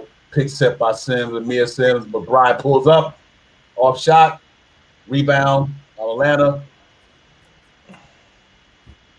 I can't even name some of the players that they got in there because I can't see their names, so I can't name the Atlanta players, but they got the ball. But the ball's at the top of the 3-point line, swinging around off a pick. Plus, we're Knicks fans. We want to know the Knicks players. We don't care about it. Breaking news from Woj via Twitter. Marcus Smart just agreed to a 4-year, $77 million extension with the Celtics. So good for him. Shout out to Marcus Smart. He got his bag. Him. So it's basically the same deal that Fournier got with the Knicks. Yep. Good for him. Yeah, they couldn't let him go. No. He's a very valuable talent. Yeah. All right, Sims. Good way to Obi. Bang. Oh no, 3 seconds. I mean 3 seconds. I meant 24-second violation. Sorry. Good shot to Obi. A good crossover. Oh, a little trash talking from Atlanta there. We're going into commercial break. Look, this is not the same Knicks team from last year, so Atlanta may want to curtail all this trash talking they're doing right now. Right. Yeah. This a new look Knicks. Yeah, seriously. You don't want the smoke, baby. You don't. Yeah. Yeah, it's gonna be a different thing this year, man. I just think that, man, like I said, that point guard situation and what we did. I mean, like I was telling the guys on the show yesterday, no knock on Alpha Payton, but what Kemba Walker can give you what Alpha Payton gave you in 20 minutes. Yeah. Yep. You know what I'm saying? He can give you that in 20 minutes, and you can't back off the point guard to try to double team Julius Randle no more because you can't leave Kemba Walker open. You know what I mean? That just ain't gonna happen. Salute to 19 Common. 19 Common in the building, guy. Yes, sir. What we got here from Baba Booey? Oh, the only smoke that he wants is his brisket. As long as it's beef briskets, no pork. Baba Booey keeps it 100 all the time. All the time. Facts. It's good to see you here, 19 Count, man. We're breaking out the watch on game here with Divine, Sarge, Hector, myself. And I saw where that from Blue Hefner told us 8 strikeouts for Garrett Cole already. Yeah. Hector, wow. Through 3 innings. Yankees got 1 on. Luke Voigt is up to bat in the bottom of the 4th. Yankees out with 2 hits, 2 runs and 2 hits. Mm-hmm. Hey, you guys have you and Devon have BX and Devon. You guys have green screens. Yes. Okay, Yes. I just ordered one, so I'm gonna be reaching out to you to show me how to set that up. You know, Sure. Yeah, no problem. It's simple. It's really no problem. Simple stuff. Okay. I see you have the PVC in the back. You just gotta bring it. We'll talk about it off camera. Yeah. It's $10 charge. I'm just negotiating for my guys. That's it. Only Hector. That's why Hector put us in a different tax bracket. Yeah, absolutely. Hey, I thought I was a brander. Oh my God. Yeah, absolutely. Fake it till I make it. Right. Hey, pull up from the top of the key, Amir Sims. Off shot, rebound Atlanta. Knicks got a 4-point lead. Atlanta's trying to make a little noise. So they pull up at the top of the 3. Rebound Sims, grown man rebound. Quickly got the ball, right side, middle of the court. Picked by Sims. Ooh. All right, quick time to put some work in now. Yeah. They let Atlanta come creep back in. Yeah. It's been like, don't seem like it's been like that the whole summer league. You know, teams they doing a run type thing, and I noticed that. Yep. Everybody taking their runs. It's the ghost of Trae Young's hair. That's what's going on. I was watching Cooper and watching now how he kind of navigates the court. You know, he's looking pretty good too. But at this point, I guess it's divine intervention that we picked up McBride and Grimes. You know, instead of getting Cooper. So I'm good. What just happened there, Divine? Let us know what just happened there. Yeah, 3-point shot from a Nick young guy. I think it was Reese. Reese with a 3-point shot on the left side of the court. 67-62. 1 minute and 7 seconds left. Atlanta got the ball at the top of the key. 3-point shot from the top of the key. Brick. Sims with the rebound. Reese. Oh no! Woo! I might be a little head. Quickly with money. Count it. Knicks up 70-62. Emmanuel Quickly deep 3. Hey Sarge, I said it earlier. When you looked at the draft and we traded back and we missed on some players. The players that we missed out on, they had better upsides when it comes to potential and what they could be. Grimes and McBride, they're already developed. So this is what they are, and they're ready to contribute Quickly on with the the ball, playoff guys. team. We might play for the Knicks. Gonna play for the. It won't be the last shot. It's like a 5-second differential. But Quickly got the ball at the top, just come across the half court line by the logo, holding it down, bouncing the time down. I'm going to make that move, and here come hopefully Sims was about to set a pick at the top. Quickly pushed it away. Yeah, Go, step back. 3-point foul. A foul call. Yeah. A foul. Yes. So good deal. Good stuff. Hector, you gonna take the fourth quarter, or you? I'm behind on you guys, so I'm just following along and watching the Yankees. Sarge, would you like to do the fourth quarter? No. You guys go ahead. Calling games is not my thing. Okay. That's nice. I agree. IQ and McBride battle. They are, man. That's gonna be. Hey, I'm telling y'all, training camp gonna be ridiculous, bro. Yeah. Mm-hmm. It's gonna be nice up in that joint. Oh my! I can't wait to preseason. It's gonna be on the popping, man. I swear. But Knicks look good, man. They set up real well for the future. I can tell you that. I'm definitely gonna try to like hang out outside of like the Westchester Training Center to try to get some footage or something from some play. I'll get somebody to talk to me. Project. Yeah, you should be able to, especially in the back of the. That was an old trick. I'll tell you off camera because when ECW used to come out there, I used to always talk to the wrestlers in the back. I'll tell you that especially the trick. You tell me the special spot. There's two things that can happen. One, I can get somebody to talk to me, or two, I'm gonna get maced by the cops. So no, you won't get it. You won't get it. You'll be able to talk. All you needed was a pack of Newports, and you could speak with the Sandman for hours.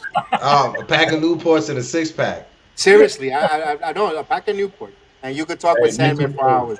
Hey, I was driving actually today. When I was driving around, I drove by Yankee Stadium. But you remember the bar that used to be across the street from the old Yankee Stadium? I think it's Sal or Stan's, like that old school bar that the players used to go to. I drove by it today, and it's still there, so it's still doing good. Guys, real quick, at the end of 3, Knicks up 73-62, going into the fourth quarter. Knicks up 11. Looking good. Mike, you want to take us home for the fourth quarter? For me? Yeah. Yeah, I got it. Take it home. Take it home, baby. Jedi. We simulcasting, and I'm putting it on blast. We got it. That's right. That's right. Today, Divine is just like in a recliner, just doing the play-by-play. I do all the technical stuff behind the scenes with the CAD and all that, and it's just he's gonna be backseat. Let me do the driving. Let him. I'm driving around, Mr. Divine. That's what the program is. Divine, I'm a Uber Eats you a Earl Grey tea, all right, for the vocal cords. I got you right now. There you go. You know I cut it. Hey, I gotta cut mine, or you will see gray. You know what? I agree with comment. He's like Deuce is like our honey badger. Man, he does look like Terrence Matthew, man. It looks like the honey badger. Hey, he playing like him too. Yeah, he playing like him. Hey, to Hector's point, go ahead and hit that. Will Sarkin says, nice. Appreciate you. Appreciate. Okay, yeah. Thank you, BX. Nice. Appreciate you guys calling the game. I'm working and couldn't catch it. I know you don't have. I know you don't have the glasses on. I got them. I got mine. I got mine on, so don't worry. We got you, my brother. Just keep getting that money. Sarge just glitched. He played Scrabble, so he did that word didn't register with him. He's like he's about to get the dictionary. I'm calling it. Nope. Look, that's not a word. He's about to challenge the YouTube chat. Yeah. Real quick, we started the fourth quarter. Knicks got the ball. McBride about to do the inbound to Emmanuel quickly. Quickly got the ball at the top of the circle, 3-point logo. Sims coming over, McBride swinging. Sims alley-oop, no. Quickly about to give him the business from deep. There it go. Rebound. McBride.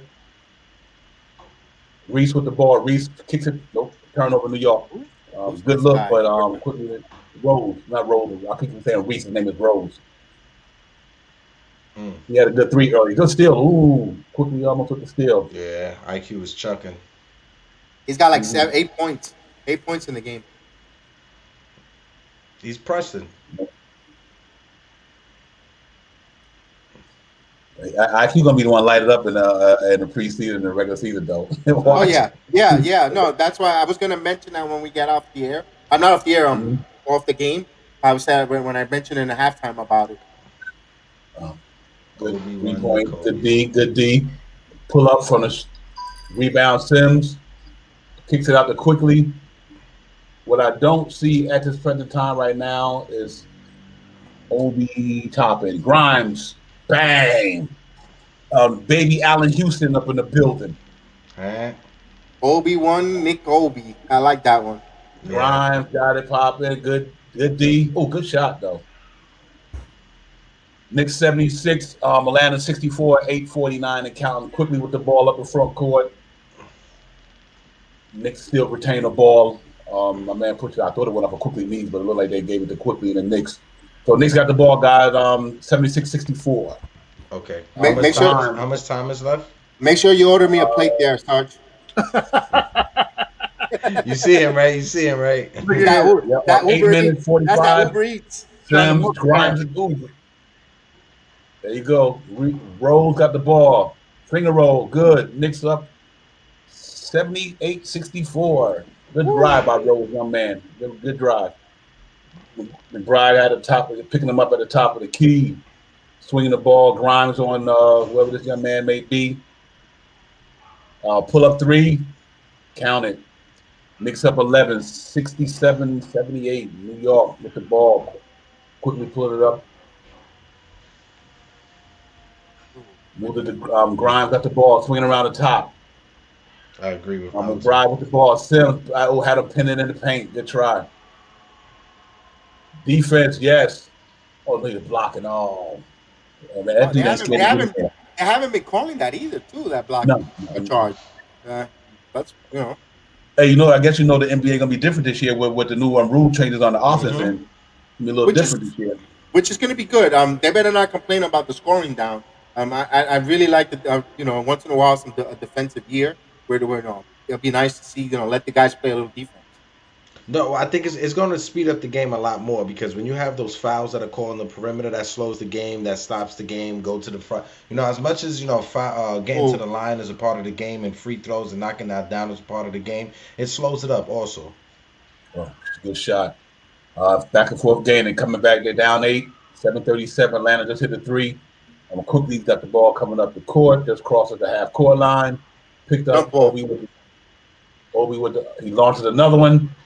In and out. Sims with the grown man rebound jump ball. There, young man. He's like, nah, it ain't over till it's over, bro. That's right. I'm loving it. That's right. I'm loving it. Yes, sir. Look at that, man. That's you gotta like that. You gotta like that. Yeah, that dude.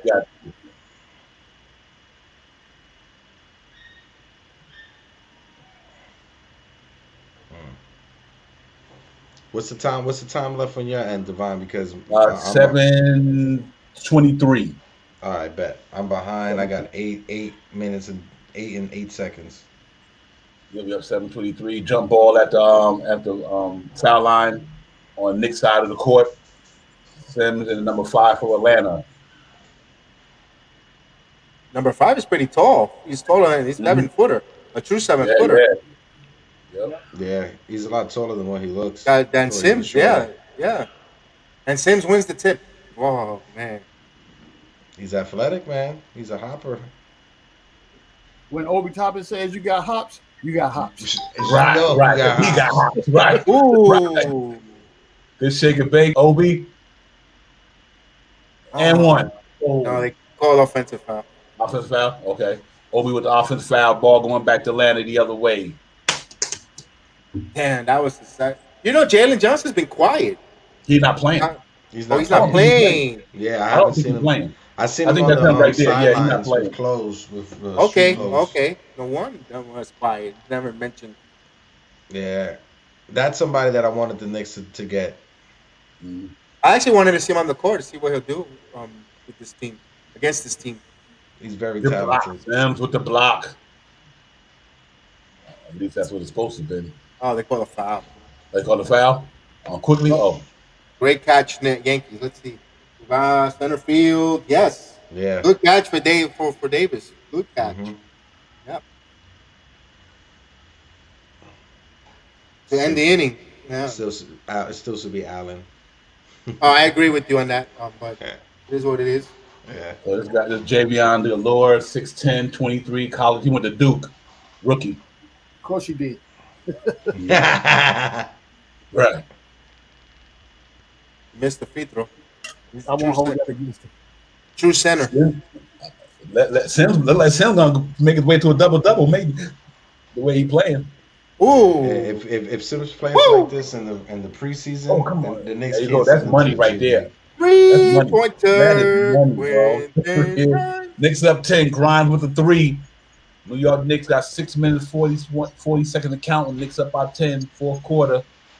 Oh, you're gonna like this coming up.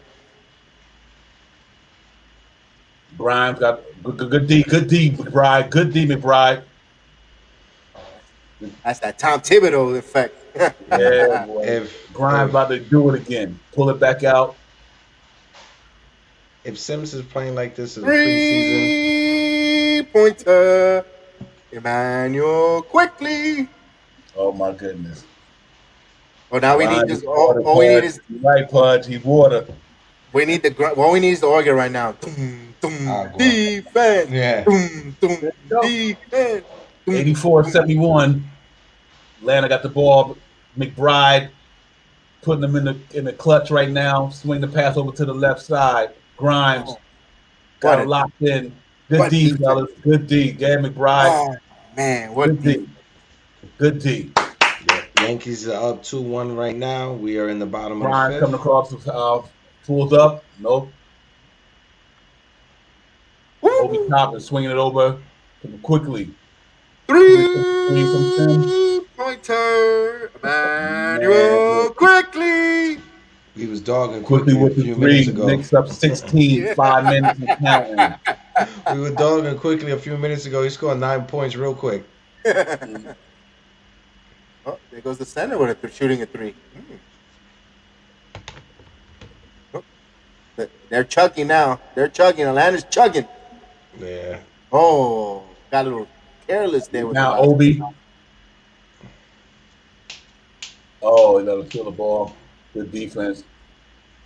Knicks are a 9-0 run, guys. Swing it back. 3-point shot. No good. Air ball. Grimes with the rebound. Quickly got the ball. Shot it. He didn't call it. I would Now love they- the Knicks to go on a defensive clamp, like the next 2 minutes of no. Oh, No just shut buckets. it down. Hey, Yeah. Pudge, nice. I Pudge, I agree with them. You know, they hungry, bro. They locking it down, man. That's real talk. And we got some shooters out there. Look at these guys. Oh my goodness. For if this is the final summer league game and they close it out with defensively, they really had a good practices with Yodi Mata and the coaching staff, and you gotta like that. Yeah. Yep. And you know You what's gotta, you gotta like it ever since after the first game, because the first game they were flat and then they had that practice or whatever, and it's been totally 360. Yes. Mhm. Is the coach for the summer league? Is he on the coaching staff for the? Yes. Yeah. Okay. He's been with Thibodeau for some years. He's been on Oh, Thibodeau years, yeah. staffs like dating back. I want to say Chicago. I know he's with Yes. Tibbs in Minnesota. Yes, he's been with all his professional stops. He's been there, either Right. video assist in some capacity, video assistants or elevated to like right Yeah, now. he's assistant working. coach. He's Yeah. working his way. And what's good about that- How they say in wrestling, Kev, he paid his dues. Yes, Yep. I think he gets the Mike Wilson spot. I don't think they're gonna hire nobody. I think they're gonna move. Like they're gonna move him up. Mhm. I think they just right. move him up. Because Clifford is with the Brooklyn Nets now. Steve Mhm. Clifford. That was a good pick for them. Oh yes, a good basketball mind. Defensive minded coach. Yeah, man, good pick for them. Nick Tree from the Knicks Right. The tree. Nick Tree. hmm I can't wait. It's gonna be a side of Knicks in Brooklyn this year. I'm ready for this season, man. I Oh can't. man. It's like I ain't trying to rush to get old because I'm getting there. But man, I wish this thing. But I wish this thing would hurry up and come on by though. Hey, listen. Better next time you close your eyes and open it, we're gonna be in preseason, man. Because who would have thought Summer League was right here when the season ended not that long ago? Not that long ago. Yep. Yeah, it's exciting. All right, here we go, guys. Quickly got the ball at the top. Alley-oop to Obi. He saved it. McBride got it back to Quickly. Good save. Well, Quickly got the ball now. Good pass. Miss. Sims for three. Obi. Obi almost had that one. Oh! There you go, Look at McBride. the TV, Sarge. McBride Look with at the touch. TV, Sarge. Look at the TV, Sarge. You're Obi! gonna love it. That for you. That for you. That for you. Knicks up 18. Knicks up 18. 3 minutes to go. Obi with the dunk on the baseline. Kane has said, Knicks made that midget cry and quit. Good defense. You saw that with Kane? Yeah, right? he made that midget cry and quit.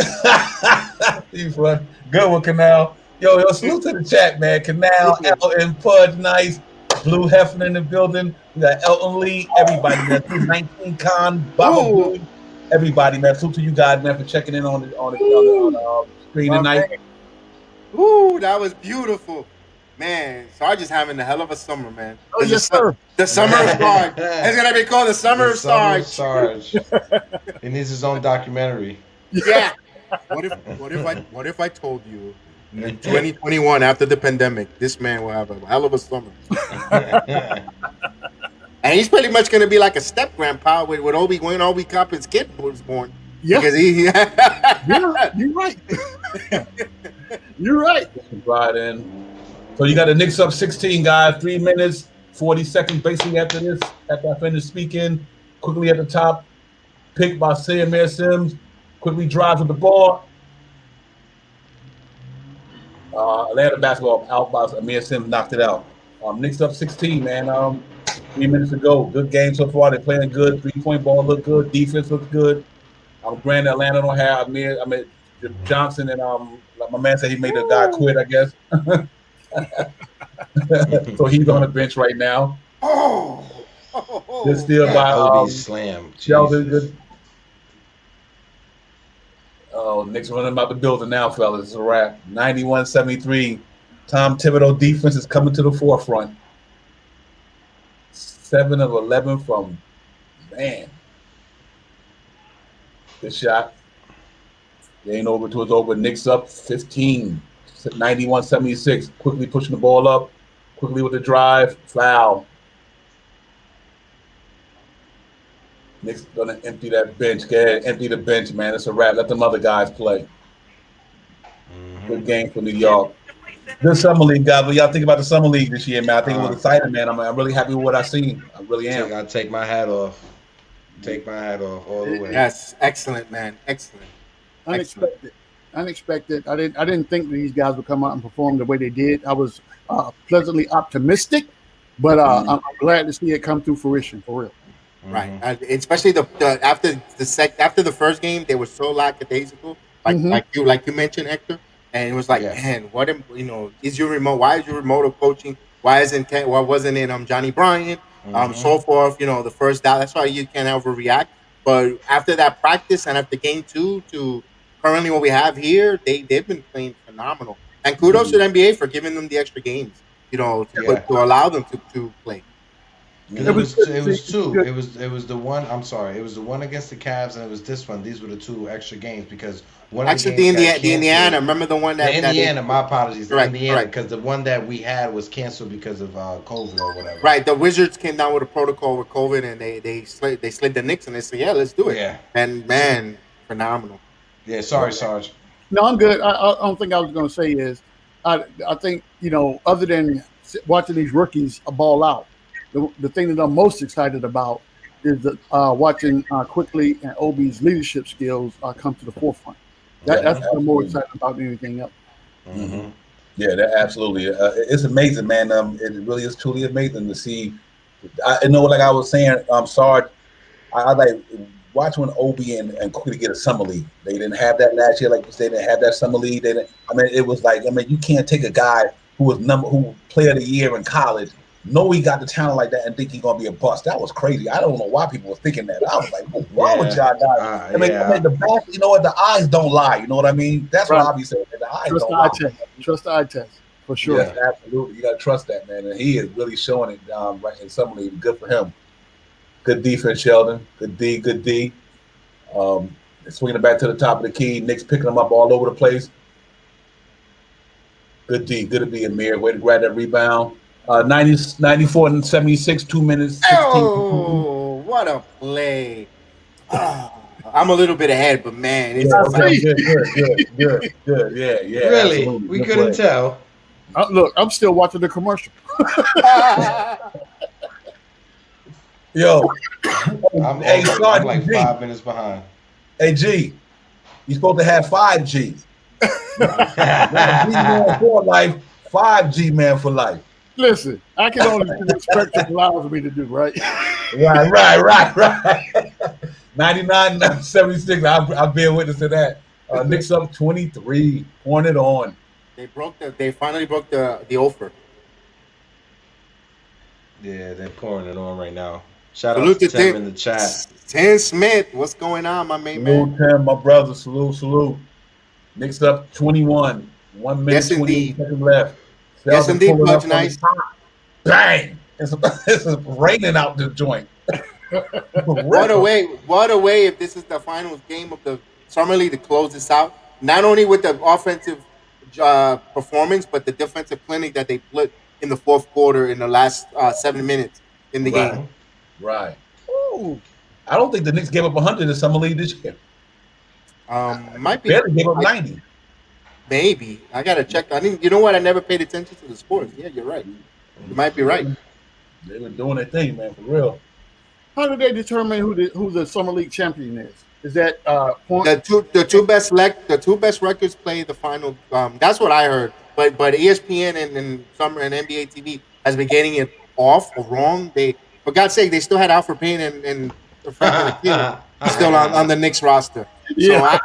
So I gotta take it with a grain of salt what they said. So we can't trust them nowadays. Yeah. They were talking about roster spots the other night against Cleveland. They have Frank on the roster. I'm like, Frank ain't been on this roster for a hot minute. Wait, y'all need to update y'all stat guy. He need to get fired. They didn't get the update from 2K. That's what it was. They need to hire me to do their videos. Yeah. Well, Look, what happened was the stat guy had been following these pods like he normally does. You better get back on. That's what it is. That's what it is. 13 seconds left. There you go, guys. 104-85 final. What a game, New York. Way to close out Summer League. Impressive. Yes, Good indeed. stuff. Oh, what a closeout dunk there.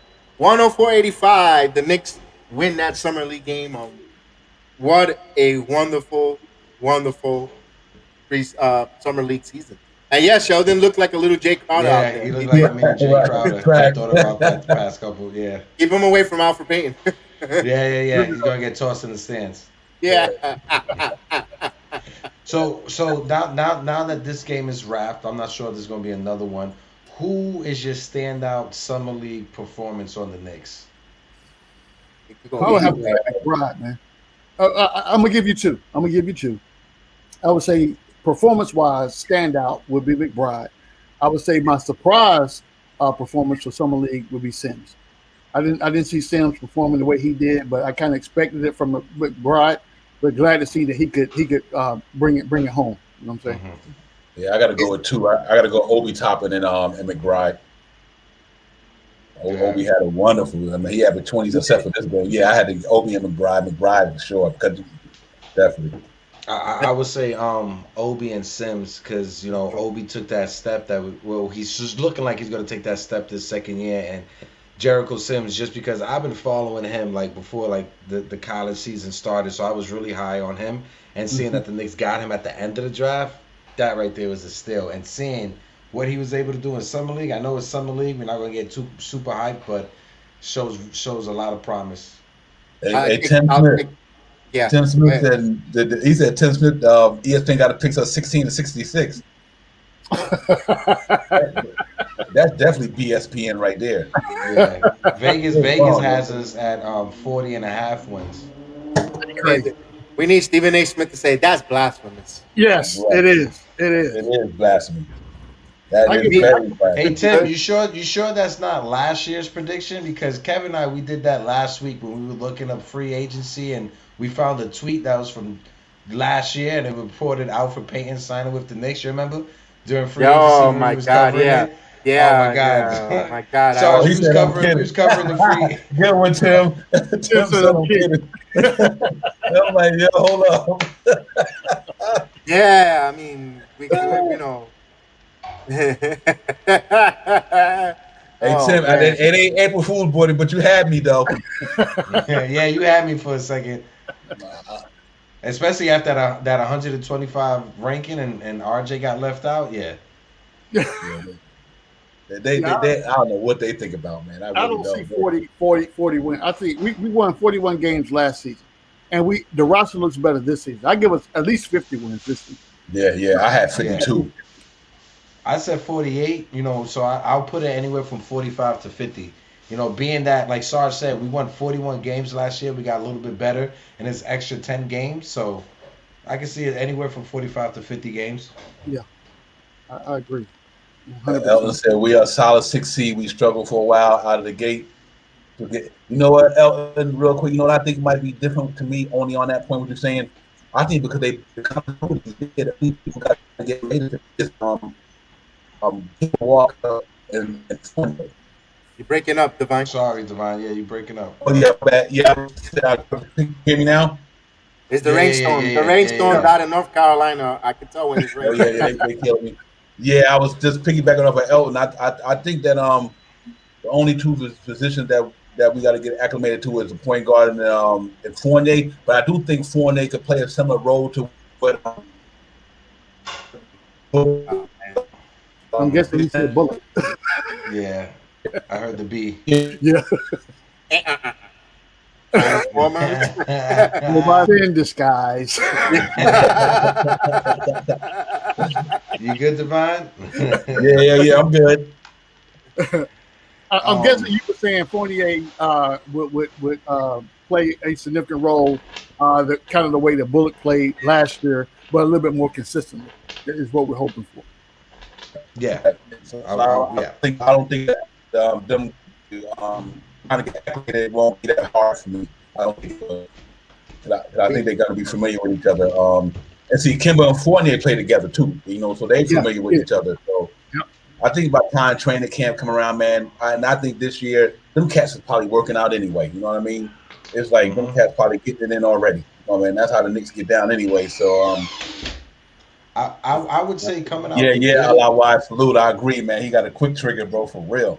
Yeah, he got a quick finger trigger. I would say out the gate they wouldn't struggle as much, being that like Divine said, Kemba and Fournier are added to a team that was already had chemistry last year, and having D Rose to start off the season, I think normally teams struggle when they're trying to build that chemistry, but the foundation for the chemistry is already there. We're just adding in two pieces that aren't ball hoggers. Kemba Walker had to take a step back, playing with Jason Tatum and Jaylen Brown. Evan Fournier going from Orlando to Boston, being the number one option in Orlando to Boston, he had to step back and he learned how to play his role. So I think this team, since they have that chemistry from last year, will come out the gate strong this year. I think these guys that we had coming back from last year, what they're not going to be used to is having to play significant minutes or being like a Julius Randle. He played a lot of minutes and everybody counted on him to score the ball, right? But that's not the case this year. You got assets on the court with him that's going to take that pressure off So it's going to lessen the fatigue, right? So by the fourth quarter when he comes in, his legs aren't tired. So when your legs get tired, your shot is off. You know what I'm saying? So I think that to your point, Hector, when you're talking about Fournier taking a step back, understand that he's not the number one option anymore. I think that it's going to be interesting to find out who that first option is going to be on the starting squad. I want to see how that's going to develop. And again, these are great problems to have. Yeah, I would say hands down it will be Julius, RJ, and then everybody else is sprinkled in. I honestly, and being that we have Kemba and Fournier to spread the floor, Julius and RJ are just going to have just so much room to operate. So let me ask you this: what would you consider a season if RJ? What do you think the level RJ should be at in order for you to count this season as a success? RJ has to if he doesn't crack 20 points per game, he has to be at 19. Can't have less than 19 points per game. If he doesn't crack 20 points per game, it has to be 19. And I'm gonna need to see a few more extra 30-point games and one close to 40. Okay. From RJ, as RJ, if he averages 17 points and close to double in assists, I'll be 8 assists, average 8 to 7 assists. I'm okay with that too. Because with that maturation, because he's spreading the ball around and shooting anywhere from 39 or 42% from 3-point line. That when he hits those three, and also can he be the closer for the team? Everybody's we're claving for RJ Barrett to be the closer. I know we have guys that could close on the team, but if he wants to be the main alpha dog, he's gonna have to learn how to close out and take over a game in the fourth quarter. Is that RJ playing the 2 or the 3? Either or. Either or. Okay, gotcha. Yeah, I know. I think he goes. I think he might stay the same and go 1 point up. The only reason not because he now can't go for and get more shots now. But I think a lot of them guys like Julius Randle, all the guys shot amount of shots gonna go down because that's how deep the team is now. I mean, I think now not having Alvin Payton there, the Alvin Payton wasn't taking up nobody's shots. You know what I mean? Kemba Walker gonna take up somebody's shots. I think Fournier he'll take up more shots than Reggie Bullock did. That's why he's a consistent 18 point score a game. So I think if RJ even goes out 18, 5, they can do 18-75, shoot a good free ball percentage and shoot a good free throw percentage. I'll be happy with that. Just due to the fact that Knicks got deeper as a team. You know what I mean? So I think the minute thing might be a little different this year. And man, from what we see in the summer league, I'm like, God. I'm like, how many minutes is anybody going to get on that team? But yeah, I think if we do, I think if get Files. Yeah, I got Files. Look, frozen. But to piggyback what Devon was saying, I agree that Alfred didn't take shots away from people. No, we get you. Alfred didn't take away shots away from people, but he did make it harder for people to score. Being the fact that he didn't spread the floor. So we saw there were plenty of opportunities that RJ and Julius, they forced a lot of opportunities last year. They forced a lot of shots last year. Sometimes they went in, and we were like, all right, it went in. We didn't dog them on it. And sometimes they went out. So having Kemba on the floor, yes, he's going to take more shots away from people, but he's going to lead to easier opportunities to score for the rest of the team. It just makes it just balance it out better, having Fournier and Kemba on the team. Yeah, like Tim Smith wrote, individual scoring may be going down, but shooting percentage should improve. As long as I don't mind if everyone is balanced. If we got multiple players around 15, 16 points a game and is balanced, but the thing is, who's going to be the clutch guy at the end? Whoever gets those big points, and everything runs smooth. I'm for it, man. Hey, those Suns team with Steve Nash, the only players that averaged more than 20 was Steve Nash and Stoudemire. Everyone else on that team was a solid 12 to 15 points per game player. Yep. I agree with you, Alton. But I'm saying if RJ wants to be considered that next level, he's gonna have to close out some games, and he's gonna have to want to take that role. When he gets the ball, just dare to say go a little nuts and just close it out in the fourth quarter when the shot comes down. Not to hesitate and just go into kick that second drive. But I agree with you. Kemba Walker might be the closer on this team if you ask me. Yeah. I can see at the beginning of the season, Kemba taking that role on, taking a lot of pressure away from Julius, especially closing out the game. But as the season goes on, Julius and RJ are going to learn from Kemba on how to close out games. And towards the end of the season, you will see a shift change into who's closing out games or who gets the ball at the last second. But yeah, that's a good point that Alton brought up. Yep. Yeah. I'm hoping. Yeah. You I'm know hoping what? that. Go ahead, Devon. No. Real quick, I'll go and say, and the whole key to that is too. The Knicks had a team that's gonna need to close out the game. You know what I mean? Not so much an individual person. Whoever got that open shot that had the ability and the confidence to knock it down. You know what I mean? I think the Knicks have the whole team. I think that's where the closer should come in at. Whoever got the best shot. If the ball took it down the opposite, you're going to Randall, and I think Randall and Kemba are going to be the main two to me. If no cats, that's who they are. Kemba is a closer. But I think I'm happy with everybody on there. Real quick, I think Fournier closed the game out because they all can score. They got good percentages. So I think they got enough guts and enough heart to take that last shot. But I do think Kemba Walker, you put that ball in his hand, let the cardiac Kemba step back, rock the guard, and we good. Yeah, it's a great problem to have, like the three of you pointed out earlier.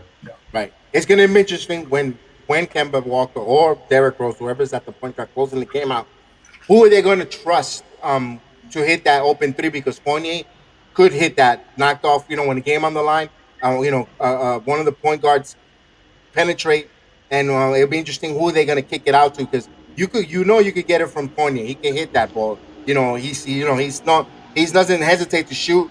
Randall, we've seen has done it, but would they actually go to RJ Barrett something or Manuel quickly?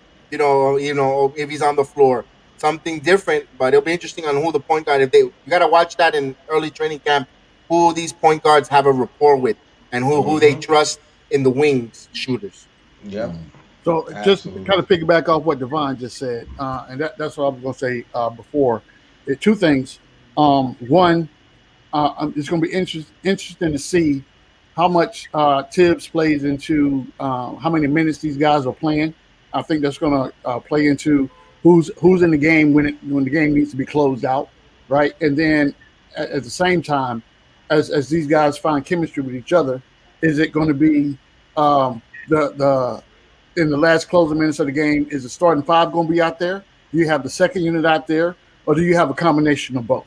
So it's going to be interesting to see just how this thing develops because I think if it's as we get closer to the end of the season, we haven't even began the season. I'm already talking about close to the end of the season, but the closer we get to the end of the season, I think you'll see Kemba at the point guard role to close out games because he's a documented. Somebody mentioned in the chat a few minutes ago, he done closed out a lot of games, right? So. It'll be interesting to see how the chemistry builds and what that combination of players looks like as we move closer to the end of the season. Yeah, I agree with that one. When I allow wide, You can't be Alec Burks neither. Yes, sir. Yeah, we forgot about him, the forgotten man. There, Yeah. And that's a good thing. When we're having a conversation and we're trying to figure out on the Knicks. Who's gonna close? And we forget a player who was consistent for us last year. That's a good thing. That goes to show you where this team has been and where we are, reflecting and looking back on the past 3 years. Yep. They're playing well. This kid make the switch. Oh, Alton Lee. That's a good question. It would be interesting when Kemba or D Rose I'll leave it back up there. Injury, and McBride and Grimes are playing well. Does Tibbs make the switch? And that's one of the things that kind of rubbed me the wrong way last year when you got somebody out there that's cooking and you take them out of the game and put them on the bench. Why? For what? And I understand this whole minutes restriction thing, but as a head coach, I'm trying to win basketball games. I pay the fine later. But if you're cooking, guess what? I'm not taking you out. You cook till you finish cooking, till the dish is done. Once the dish is done, we can all eat. Right. Yep, Salute to fact. Will H. Will. Official. Salute, Will. Salute, my brother. Welcome aboard the family. Welcome aboard, my man. I would say, Sarge, the only thing to that is like probably trying to keep the rookies still hungry, because that's issues that we went with IQ last year. You know, IQ, he showed out for us, and we gave him too much too early, and he got complacent. You Yeah. saw sometimes that he lost the hunger, and then he was, he lost his up, was pulled back in, and he came back there. So I think with having Kemba and D Rose, if one of them were to go out, knock on wood, we don't want that to happen, but it puts a great situation where Tibbs could just pull the rookie back, like, nah, you still need to be hungry and you still need to show up to practice in order to get this. You just don't want to give them the keys right away, even though they are playing good. Oh, absolutely. I agree 110%. And you got to earn your spot, right? Mm-hmm. So I believe, when these guys are in the gym at practice, like somebody said, I was on Freezy's show earlier, and they were talking about the rookies giving Kemba and D Rose the business, right? Because this performance that you saw in Summer League is not going to disappear. These guys understand, in order for me to get on this basketball court on national syndicated games, I gotta be able to show improve and instill confidence in the coach that I can do what you ask me to do once I get on the floor, and that you're gonna have to do that in practice. So I would love to be a fly on the wall at Knicks basketball practice. Oh my goodness! Oh my goodness!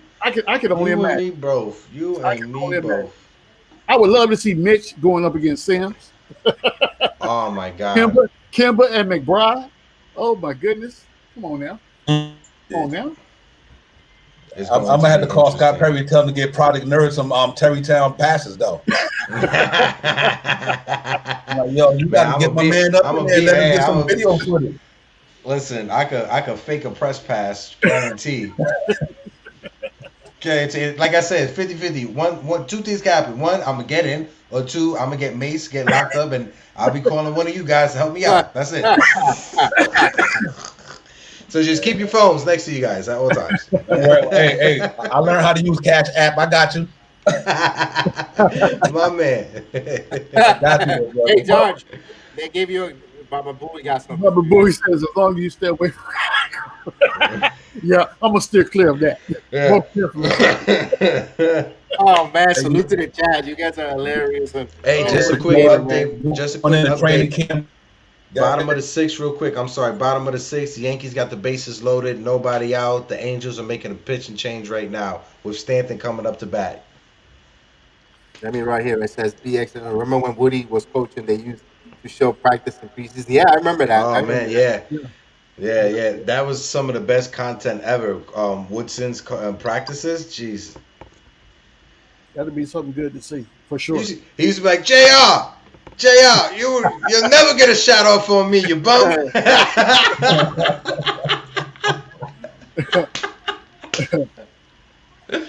Hey, y'all know when does training camp start? Do y'all guys have any idea? September 28th. Yeah. Okay. Alton Lee says quickly is trying to assert himself as a second team leader because he knows we have plenty of twos. That's a good point. Mm-hmm. And I think going into this before we saw the elevation or the performance from a McBride or Grimes, then we automatically assume quickly was going to be the number 2 guy playing with Rose, right? We assume that's where the backcourt is. Yeah. So now I'm not so sure. You know what I'm saying? Whoever the high, and again, don't get me wrong. Understand this is still, we're just talking about a small sample size being Summer League, but I got to believe that skill set transitions over into training camp, and then we'll transition into preseason and therefore into the regular season. I think this is a foundation that the guys didn't have last year, and then you just continue to build off that. Yeah, I'm going to piggyback on that, man. I was saying that I wanted to wait for the game over to talk about quickly. It's okay that he didn't have a good shooting and he bricked a little bit and so forth. He had a little bit of failure in the Summer League, not too much. I saw overall he had a lot. His assists was up, which is a good thing.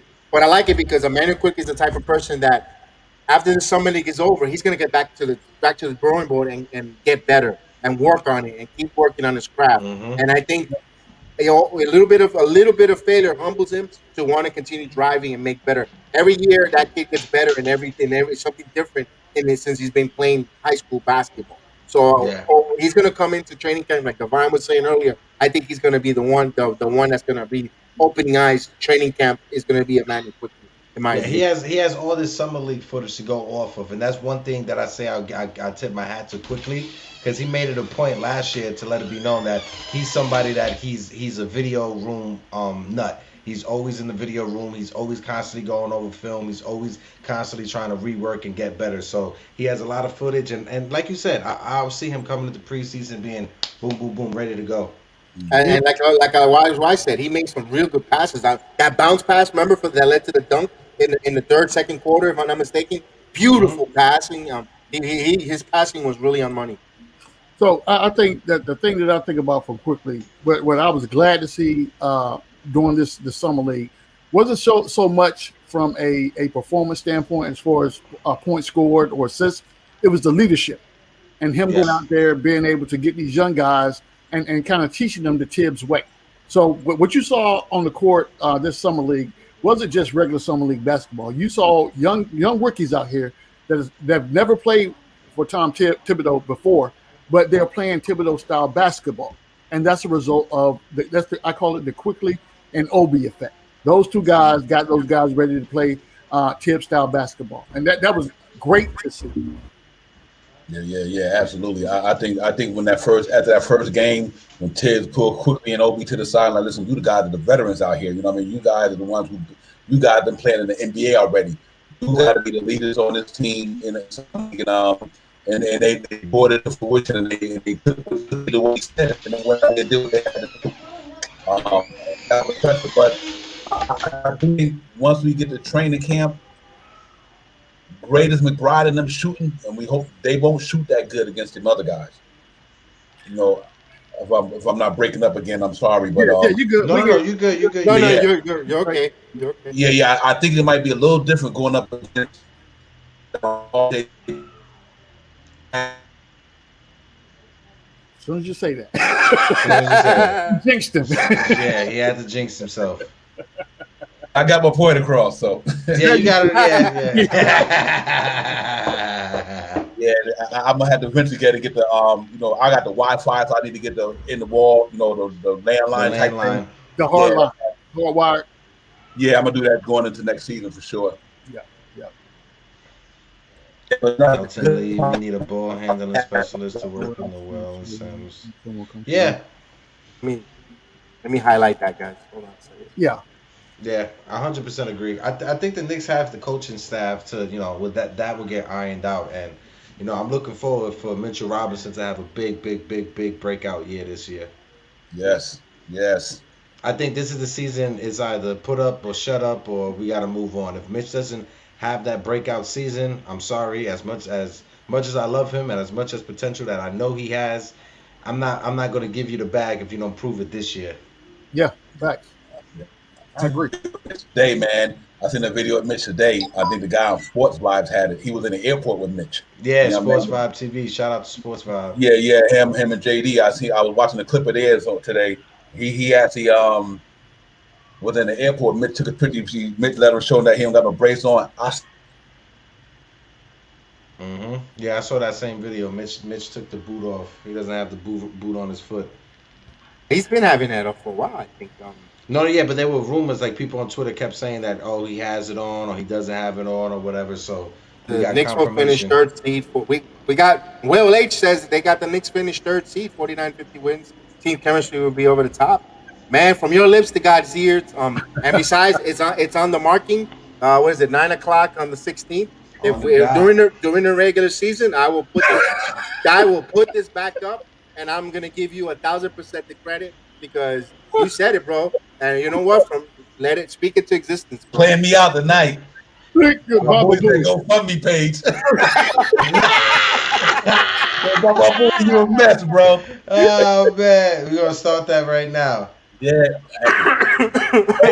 Y'all might want to buy me another Airbnb. Hey, never know. Hey, for an extra 10 cents a day, you can help Divine upgrade his internet. How about that? Thank you, boy. I love you, my brother. Appreciate you. Oh man. That was funny. I need to know. Oh man, that was. I had to laugh at that one. Hey, D-Ross DeRoss, wins. I hope so. I hope All-Star Mitch is coming, bro. Hey, you know what? I think so, man.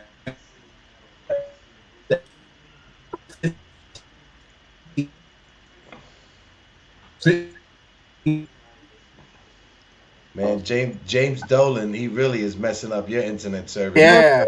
I know James Dolan is petty because he owns Optimum, but Jesus Christ, he really does not like Spectrum. Hey, it's actually global warming. Yeah, that's what it is. Oh yeah, no, yeah, 100%, 100%, 100%. That was funny. Oh my goodness. Grimes will have to quicken his release. If he get any quicker, I mean, he already got a quick trigger finger. Grimes does not hesitate when it comes to shooting the ball. Nah, he at does all. not. At all.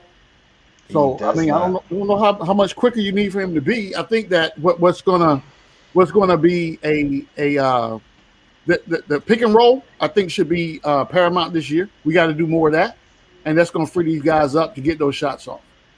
So we have to see. I will be interested to see what the offensive game plan is going to be this year. We already know what the defensive game plan is going to be, but from an offensive standpoint, what's going to be the focus? What's going to be what it is that's going to make the Knicks successful this year with this new skill set that we have. That 3-ball, Julius Randle being able. One thing about Julius Randle, like what a lot of people, and this is something that I pointed out on several different, pods that I was on during the season, is that for Julius Randle, take away his rookie year because he didn't play because of injury, but every other season, minus last year, he was top either 2 or 3 or leading the league and power forward and his position with offensive fouls being called against him.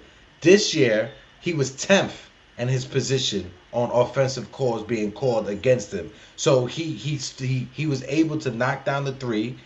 He wasn't getting those charges drawn on him, and he was able to drive by defenders and just finish down low, which is his strength, is being able to finish and crush down low, playing bully ball. So adding that 3-point component to his game just opened it up completely. And he's not getting those offensive fouls, those petty fouls. Because we've seen it in his first year with us. How many times when he's called for an offensive foul, throwing the shoulder down, and you can see that he went away from that last year. He had some times that, he went back to it, but when he did, he was able to step back and, go back to what made him successful, and that was knocking down the 3.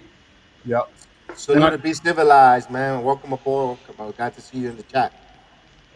To Hector's point, I think that having Kemba and Evan on the team this year will allow him not to have to do things like that, and keeps him centered as to him playing not so much bully ball. We don't need bully ball until we figure out that everything else. That's the last resort. That's that break glass in case of emergency type action right there. But play more finesse ball, and he's got it. And again, the most important part is that it's not going to be such an impact on his body, right? Yeah. On that, he won't reach that fatigue level as quick. So you're saving that stamina for the end of the game, and you're allowing other guys should be able to pick up the slack so that he doesn't feel like he needs to do that. 100%. I feel Randle, he's going to have a better year than last year. I know it's going to be weird for me to say this. He may not score as much per game, but his assists will go up and his rebounds will go up this year. I agree 100%. His turnovers will go down. His efficiency will go up. His points per game may not increase, or it may decrease just a little, and it may increase just a little. But I can see him getting his offensive and his rebounding numbers, just overall efficiency better. I agree, and I think that what Knicks fans, I hope Knicks fans don't gauge Julius Randle's performance on points scored. Right, I'm all about his efficiency, right, and how that efficiency gels with the rest of the team. Because when you start talking about efficiency, you're talking about how efficient would a Kemba Walker be? How efficient is a Fournier going to be? How efficient is RJ going to be? And most of all, how efficient is Mitch going to be, right? So efficiency at this stage of the game is what matters, because that's what's going to make the team overall better, instead of just worrying about how many points one guy scored or how many assists one guy had. You know what I'm saying? Yeah. Facts. Yeah. I think my man in the contract. Yeah, I think Mitch gonna show out for sure. He in a contract year. He gonna show out. I think Randall got an extension. He gonna show out. Am I still doing this thing, man? No, you good. Baba Booey is talking about somebody. That's my feed. That's why I muted my mic because somebody double parked in front of my building blocking it. So they just had to. Someone was just beeping the horn. So I'm muted and not sure if somebody heard it, but Baba Booey is on it. Shout out to Baba Booey.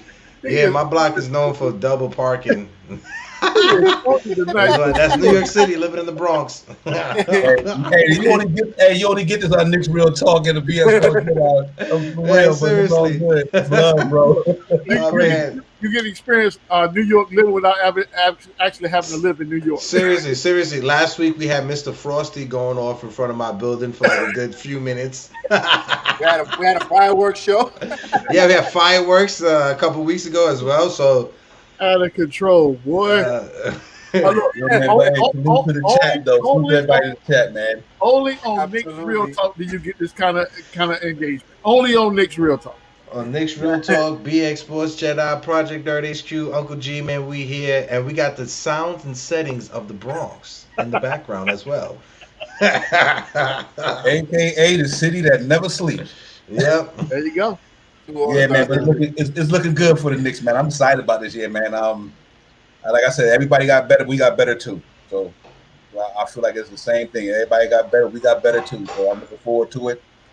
I think Julius made on that got that new extension. Usually when a player get extension, they go to another level, and I think Julius will go to another level now for sure. I think to your point, Divine, I agree that I think everyone in the East got better.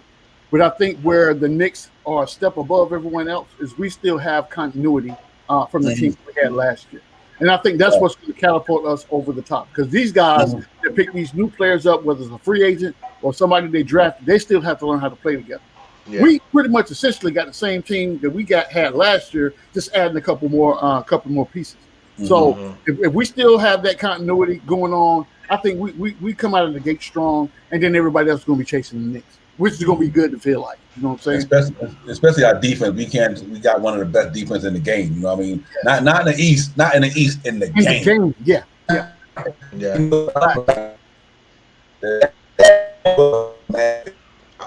I was saying it earlier in the chat. I think Alton Lee has said it, or someone else has said it. They brought up our bench, and if you look at our second unit, you know, Mitch and Matt, some of them could be starters on about like anywhere from 10 to 15 teams in the league. Like our second unit could be starters or contributors on those teams. So I really like our second unit. I think it's a well balanced between the starters and the bench.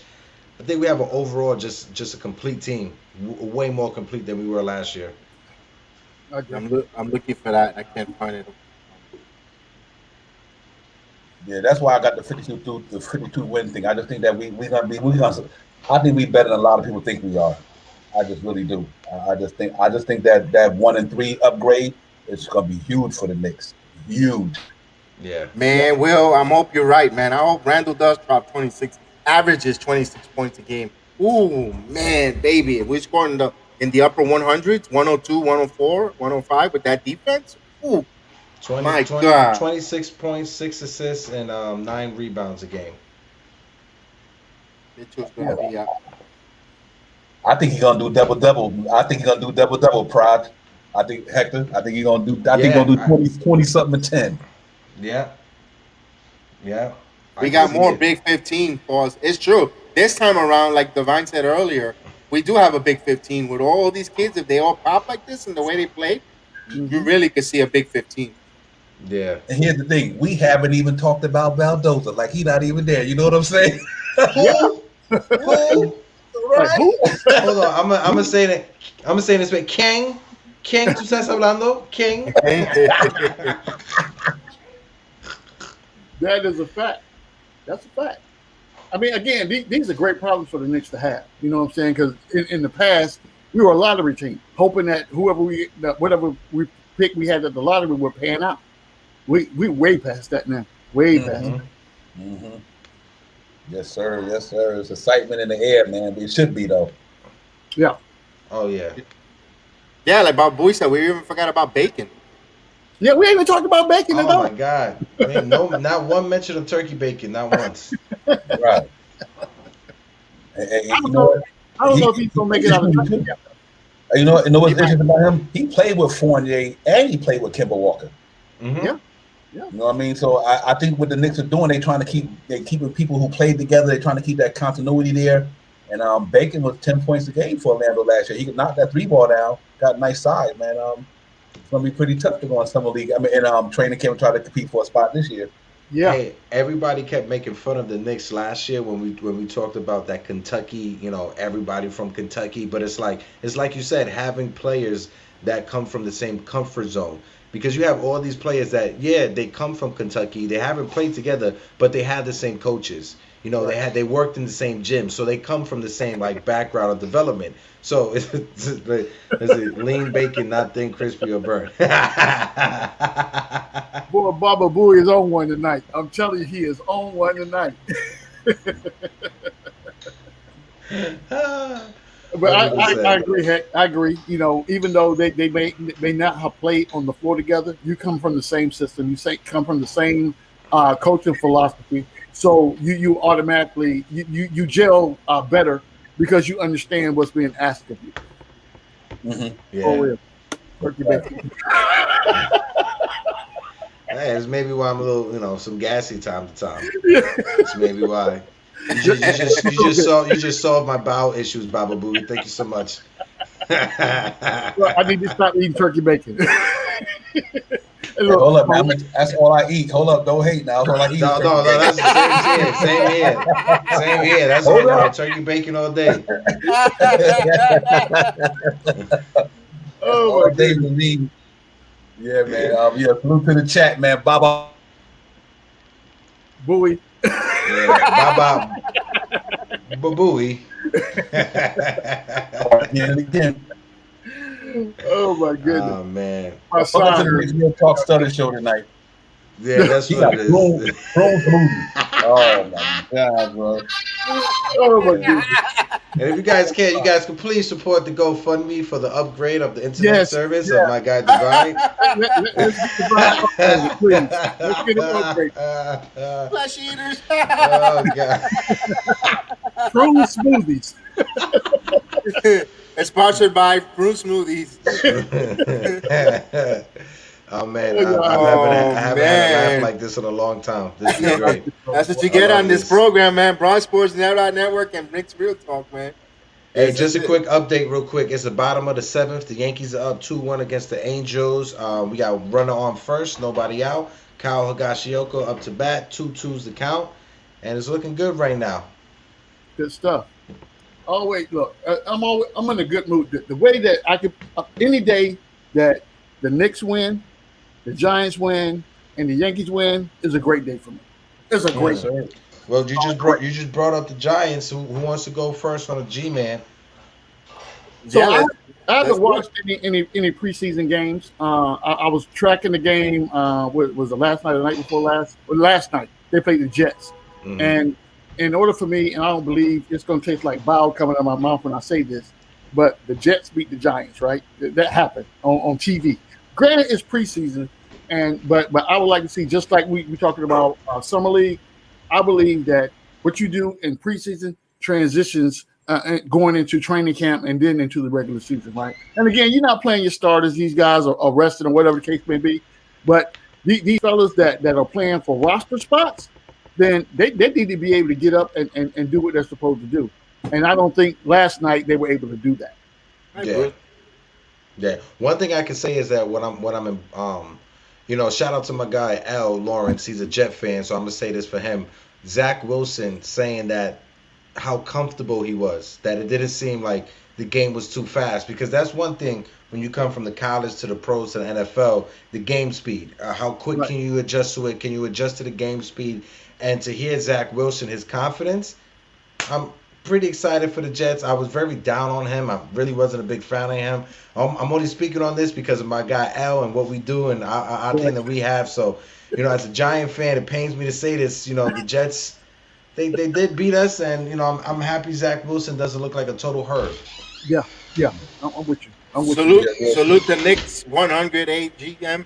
welcome to the program, man. I'm glad you're here. Hit that like and subscribe and be part of the family. And welcome aboard.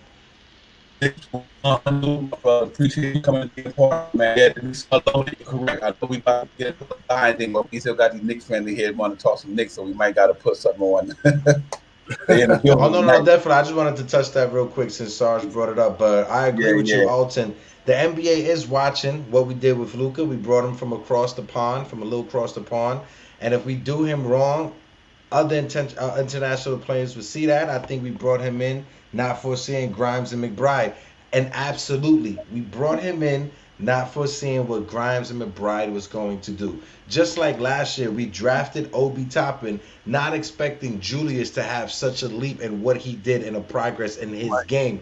And are those situations that you want? 9 out of 10 times, that's not what you want, but it's not a bad situation to have.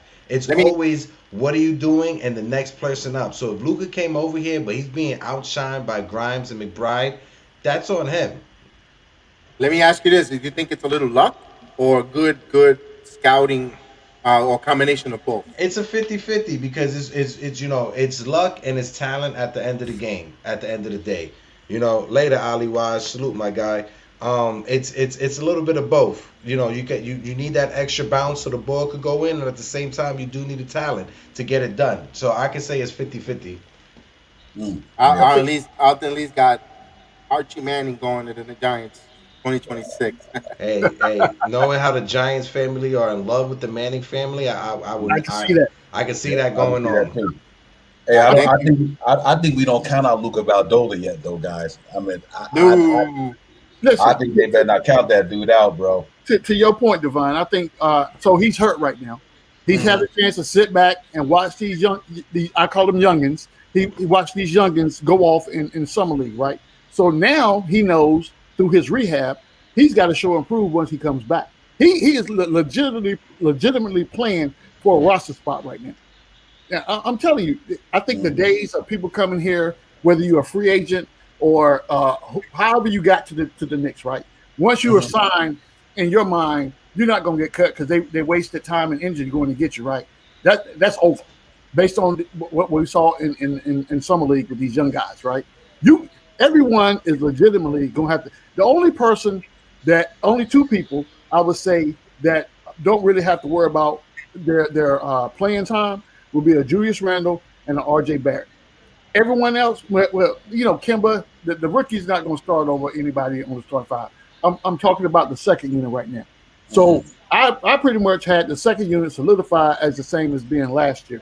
But after watching these young boys, I don't know.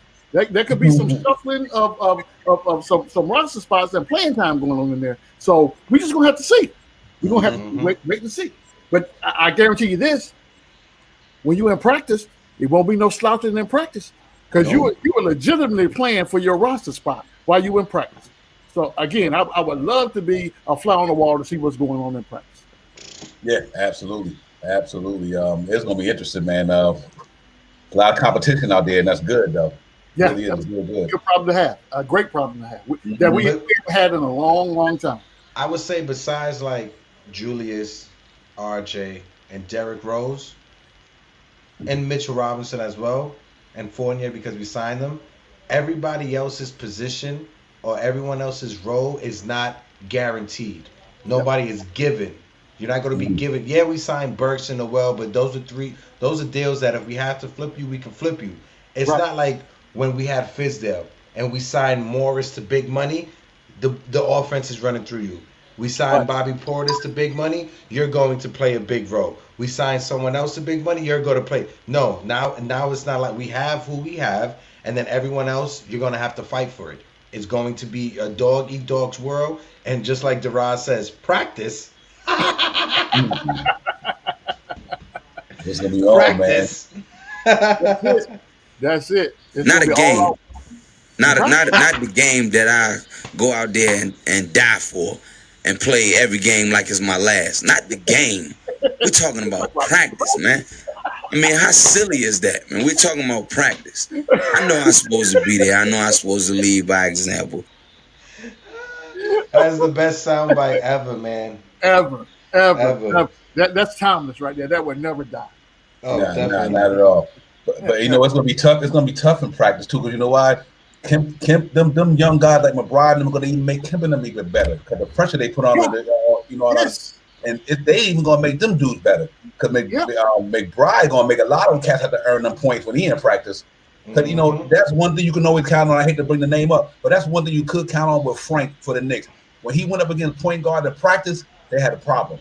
Yeah. Yeah. They had a problem. Nobody bring up Frank. You're gonna see Cornerstone Kev just pop up out of nowhere. Yeah, Nobody says Frank. All right. Yeah, and then on top of that, you know, Kemba Walker and them gonna make McBride look better because now they got to play these veterans. You know what I mean? It's like a win-win, no matter where you put it. You know what I mean? Everybody's gonna get some learning going on. McBride gonna learn from Kemba Walker and them, but Kemba Walker and them also want to play a guy in practice who can really get down on the defense. Yeah, that's a fact. That's a fact. And that's just gonna make the team better overall. So the Knicks team that people are used to last year, and I can't wait to play Atlanta. I can't wait for that game. I'm gonna have that circled on my calendar because the team that they faced last year during the playoffs, not the same team, not even close, not even close. And these guys, and I think that our roster will be predicated on who participates best or who's performing. Got you, Wise. I just had to bring that up. I got you, brother.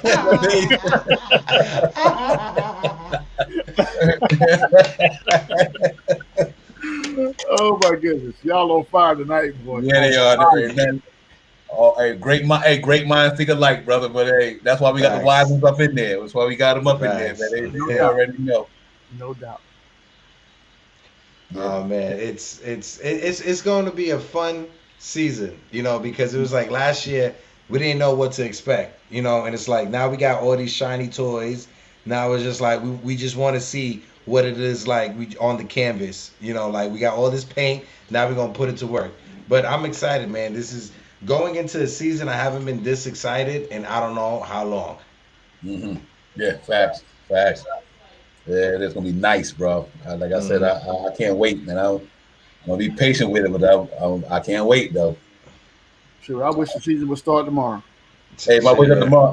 Hey, ain't tomorrow September the 1st? Oh, I'm a couple of weeks away. You're a couple weeks away. Oh, you're definitely a couple weeks away. Don't do that. My birthday's September 8th.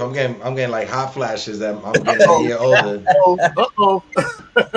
I'm already getting emails for AARP. I don't know.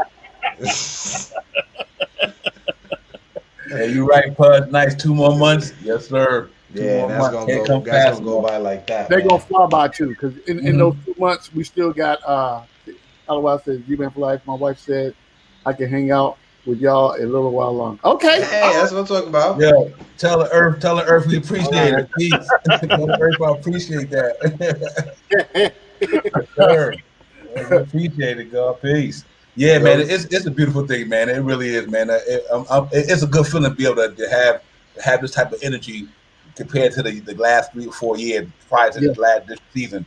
Man, we wasn't like, man, we were talking about all kind of crazy stuff that make no sense. And we wanted to trade the kitchen sink. And one bad game, you got to go. Not even that. It's just like going into the season, like say like last year around this time or the year before, going into the season into Summer League and stuff. We were already looking at the draft. We were already, even last year, like going into the season, we were already like, all right, we're not going to be able to fade for Cade, but who can we get it like in the 5 to 10 range or 12 range? Like that was our conversation going into the season. Whatever came with it, we was going to enjoy it. Now it's like, cool, we're coming off of a first round, 4th seed in the play. Like, cool. Now it's like we're excited with these young players. Everything is going good. Now it's like, where are we going to go? Yep. You own one. Anyone miss pay? No way. No. And no. No. So I have not had to do this. I had a friend named Payne I stopped talking to. Listen, I have not had to do this in a long time. Let me get to my position right here real quick, right? So I'm going to tell you right now up close and personal. Alpha Payton, I wish you all the best in any endeavors that you have going on in the NBA. Thank you for what you try to contribute to the Knicks, but let's just say we are in a better place since your departure. Again, no ill will. I wish you well out there in the Sunshine State out there in Phoenix. No, if nothing else, work on your team. But we're good. I'm good on Elf on the Shelf. You know what I'm saying? Just like you said, I can't say it any better. We don't wish ill will on anyone, regardless. We get it. This is just a game. It's basketball. We wish you best in your future endeavors. I know a lot of Knicks fans, you got a lot of heat that you didn't deserve, a lot of stuff online that you didn't deserve. And, from as a Knicks fan, I'm going to apologize for all that trash you got, first and foremost. But wish you the best. Hey, yeah, you can't. Yeah, sometimes you don't want to gamble with those farts. Never want to do that. Man. Oh man, man. It's Baba Booey hitting it. Monday night comedy on the Knicks Real Talk Bronx Jedi Sports Network. Yeah, y'all keep the chat. That's why y'all number one slogan. The chat is where it's at. You know what I mean? Get what you heard. The chat is where it's at, man. Hey, don't you guys up in there, man. Real talk. Funny story, Baba Booey. Since you said that funny story, yeah, like you guys all know that I injured myself at work and stuff like that. I fell off a ladder while I was working, but it was like when I fell off a ladder while I was working and I'm on the floor, I farted, right? But it's like it didn't register with me, so it was like I had to get up real quick and I smelled it and I'm like, yo, did you just crap your pants, my guy? Like, how old are you? Like, that's the first thought I had through my head, but I had to like walk away. It was just a shock of falling. Yeah. Oh my God. Y'all own one. I swear y'all own one tonight. I ain't laughed this hard in a long time. Sometimes it's good. Sometimes the best medicine is a good laughter. Absolutely. Absolutely. Good for the soul. It's definitely so. Hey, we won the game too. Not on top of that, we won the game and we having fun. Mm-hmm. Yeah. And we in here cooking fat. Yeah. Oh Lord, now we talking. Hey, we can have conversations for days with this topic. That's why his podcast called For the Love of the Game. Yeah, that's it, all the way. Oh my goodness. Hey, for everyone is within earshot, you know what I'm saying? You could be anywhere in the world, but you're here with us tonight, and we appreciate your patience. Beat that like button up, like and subscribe, hit that notification bell, so you know when Bronx Jedi and Divine go live with Knicks Real Talk. You don't want to miss that, because I mean, look what we're doing right now. You like the content, or you would not be here with us. You know what I'm saying? On the second note, every Thursday at 6:30 p.m. Eastern Standard Time, there's this little thing that you may have heard about. If not, go check it out. It's called a Pod Couple. That's myself and my partner Cornerstone Kev. We try to hold it down for a little bit and give you a little bit of Knicks content. And you know, we like to go with each other a little bit. That's just the love that we have for one another and the love that we have for the Knicks. He's back off of vacation. I'm back from my my work trip. So this Thursday, we're going to hit this thing up and crank it back up and do what we do. You know what I'm saying? Yeah. So tune in. Tell them where to find y'all at, man. We're on the Blanche Tears Network. So tune in to Blanche Tears Network, and you can find the Pod Couple along with other Knicks content creators up there. I mean, anywhere that you go on this platform, if you key in New York Knicks, there's a lot of content, a lot of dope content creators out there that like to bring you guys this content. You come in, sit down, you know, take your shoes off, get you a good tall glass of Kool-Aid, and we can go with what we know. You know what I'm saying? Yeah, absolutely. That's a classic right there. I ain't heard the Kool-Aid in a minute. Wow. Yo, y'all heard that first on Knicks Real Talk of Kool-Aid. Kool-Aid. Not Arnold Palmer. No. Kool-Aid.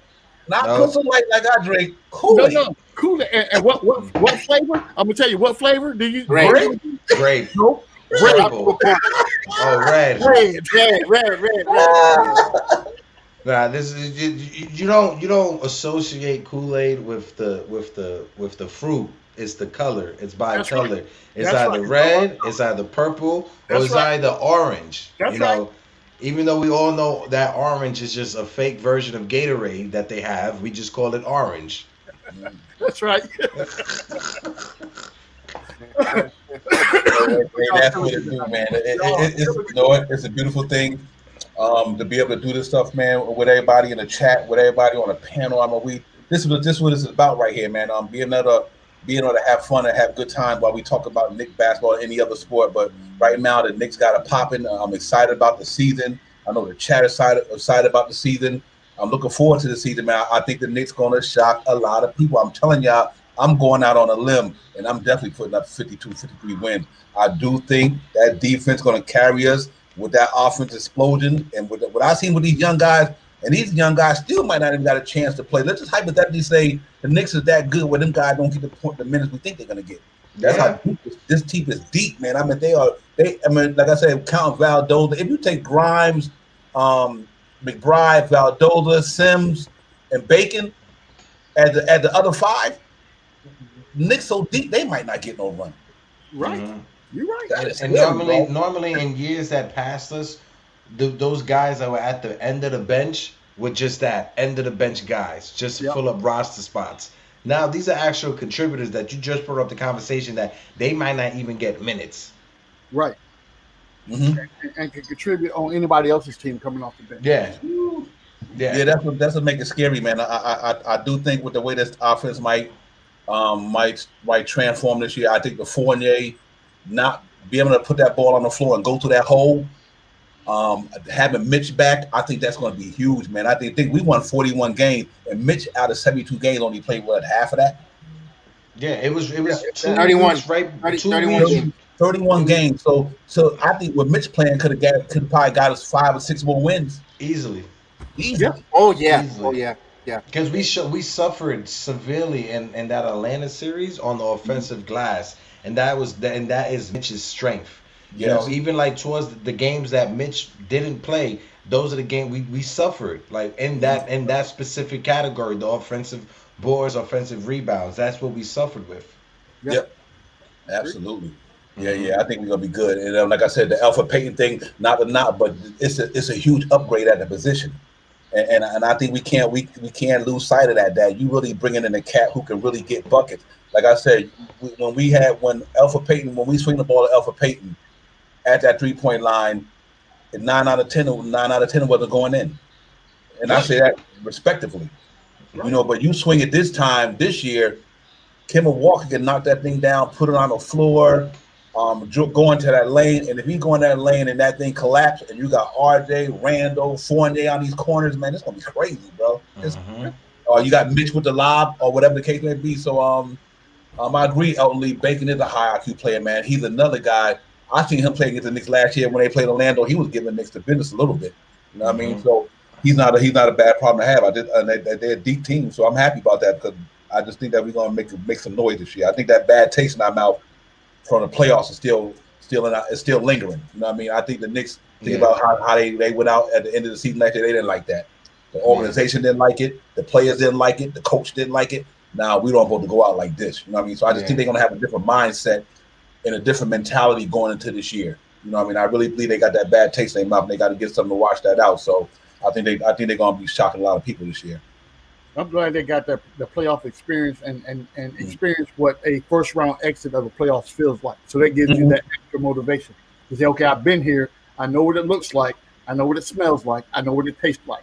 So now this is what we're doing different this year. And you're able to bring these young guys up to speed a little bit quicker because you've experienced that environment, right?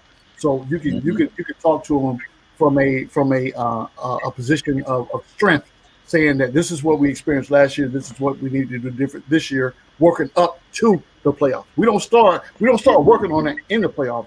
We start at the beginning of the season, and that's the mindset in every game that we go through until we get to the playoffs. Yeah, I second that.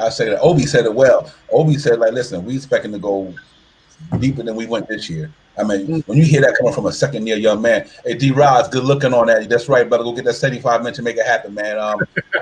Don't throw nothing at the TV if we lose the team either. I'm looking to do that right before the season starts to treat myself to a new TV for the living room.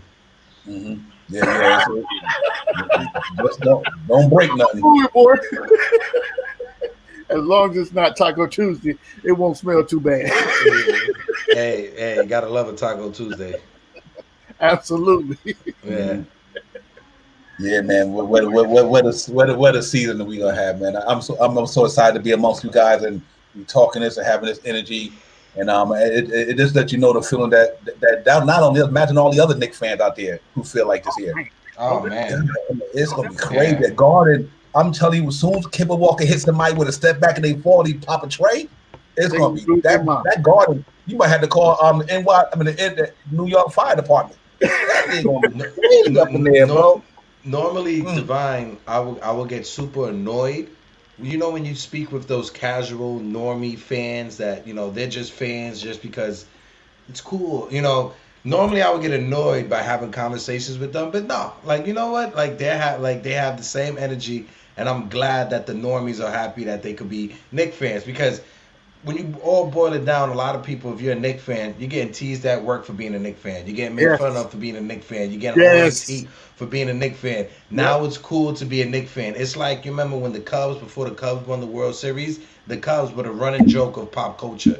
Every team, anything that had to do with a joke with the Cubs, it was always the Cubs or the losers, the laughing stocks. That's what the Knicks are right now, but it's starting to turn where it's cool to be a Knicks fan. You know what's going to be cool to see? And I'm a relish in this fact every time I see it. I'm a relish in the fact that how many people are going to run out this season and buy an Obi Toppin jersey. I'm gonna be like, welcome to the club. Come on over here, well, Uncle G man. Come on over here, because I already got mine. So when you get yours, come on over. And I got mine too. I showed you mine. Mine. Yes, sir. We're gonna be the keepers of the Obi fan club. Come on by. Sit down and have a good, nice, cold glass of Kool-Aid. That's all I'm saying. The red flavor. The red, yeah. Red. What flavor? Red. Red. That's what we're doing. Not fruit punch. Not fruit punch. Not fruit punch. Red. It's like, you remember those old school pizzerias in New York City that you used to go to, and they had like those big machines, and it was either red or purple. That was it. That's all it is. Oh, can I get a big red? Let me get a large red. That's it. That was it. I deal with you, D-Roz. We held it down for years, man. And that's one thing about guys like us, who we went through all the nicks and bruises, the ups and downs, the pain, the hurt, but we stayed loyal as a fan base. And you know what? Even when Knicks were winning 17 games, I rooted for Kevin Knox and them. I rooted for all the guys, the Luke Cornetts of the world. I'm like, man, I want to see y'all win a game. I want to see y'all get better, because I think if you're a basketball fan, even when your team is not winning, but you want to see them compete and play hard, because you're a lifelong fan. New York Knicks is the way of life for us. That's the reason why we are where we are right now. Just like we put on our sneakers, our shoes, our hats, our coats. The Knicks is like that to us. They're just a part of our life. They've been a part of our life since we were kids. You know what I mean? And to see them finally get to this level, and last year, that's why I was so psyched about last year. Last season, the 41 wins. Man, I was like, we made Vegas kick rocks 20 games before that. You know what I mean? And it was just so nice to see. And then to see the way Tibbs came in here, and when everybody was like, the young player's not going to get no time. He's going to burn out a little better. We played the whole season. Quickly played the whole season. RJ played the whole season. It was like, you know what? You can't listen to everybody on the outside about these guys unless you really watch them play, and because watch them coach and watch them play. And we in a New York media where there's a lot of tabloids, a lot of back pages, man. And everybody want to be this media outlet, but nobody's really getting it from the inside source. That's why I never paid attention to a lot of that stuff with the Dame Lillard. We talk about it, but I knew a lot of that stuff was going to happen because it wasn't coming from Knicks. It wasn't coming from inside the Knicks camp. You know what I mean? Right. Because the Knicks is like a real good faucet that don't leak. They just ain't leaking. You know what I mean? Not just that we didn't fall for the pump fake like they did with the Kevin Durant and Kyrie Irving. All of that was manufactured from the main sources and stuff. We didn't fall for that this time. They tried to. They kept trying to throw that bait out there, that seed out there for us or whatever. But as Knicks fans, we know what is real and what's not nowadays. Sorry. Yeah. No, you're right. Yeah, absolutely. And I think that's what's going to separate us, man. We ain't trying to hear all that. We gonna get it popping up in New York this year, and I think the best is yet to come. I think by 2023, Knicks will be fighting for that Eastern Conference Final spot. Because I'll put it this way: if Atlanta could do that this year with Trae Young and the rest of that supporting cast, come on. Yeah. Trey Young and the rest of his supporting cast, because none of them cats after Trey Young was all-star level. John Collins, he got game, but man, he wasn't like he was the, so to me, if they can pull that off, we could pull it off as well. And I think with what we brought in there, we got a chance to do that this year. We get into that third round maybe, because I think a lot of teams like Brooklyn, all them, same thing gonna happen, injuries, all this stuff gonna happen, and what separates us is that we deep, and we play defense. Yeah. So it's gonna be nice. It's gonna be interesting. I think we could take that there. Yeah. Like I say, it's definitely a good problem to have. And when you look at, I look at teams like Brooklyn, they have a shelf life. There's an expiration date on that shelf life, right? So I think this year, if they don't do it, that's going to be a wash, honestly.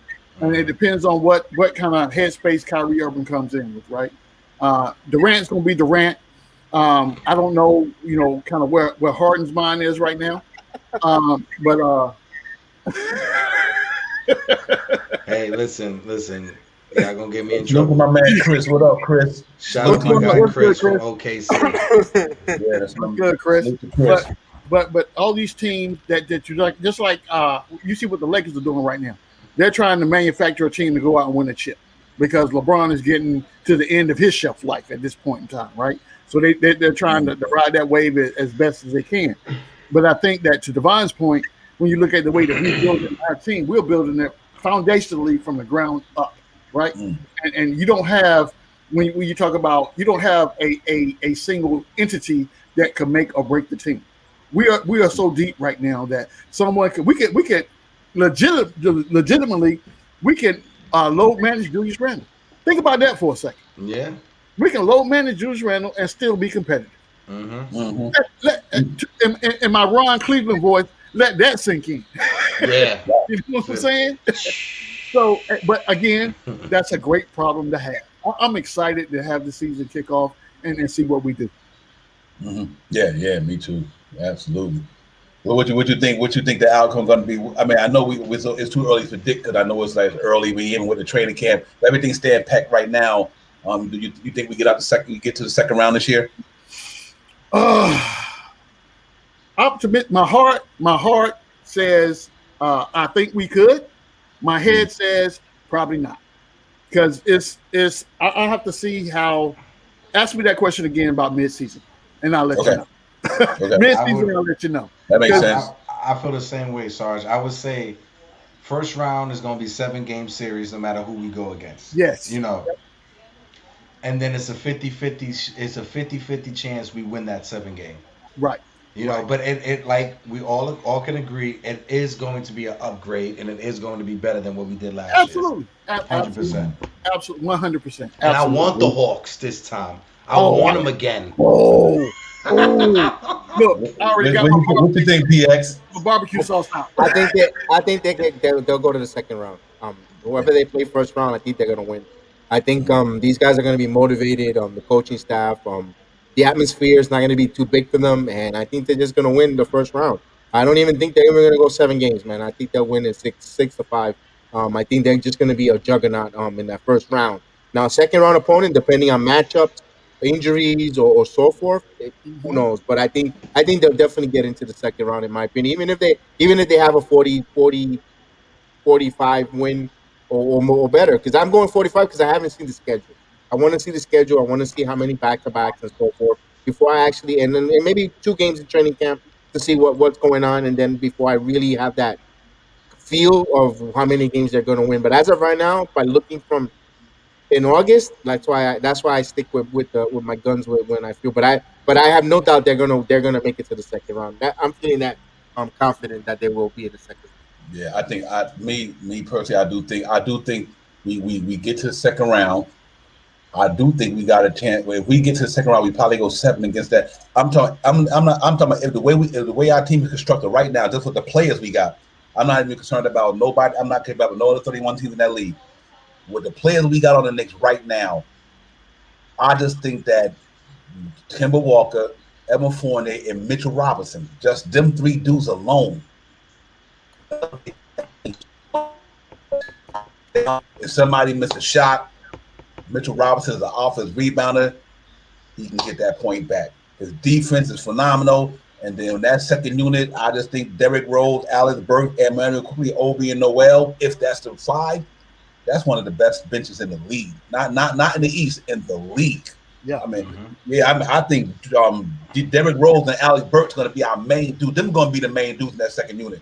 That's going to be the 1-2 punch, and after that, maybe then you throw in your quickly, then your Obies. But you best believe Derrick Rose and Alex Burke going to be the head of the snake in that second unit. So I think the emergence, if my man Mitchell Robinson, which I think he will be, he is in a contract year. You know what players do in a contract year? They trying to feed their family. That dude gonna be probably being a runner for defense player of the year, double guaranteed, double guaranteed, 10-10 probably on a regular night.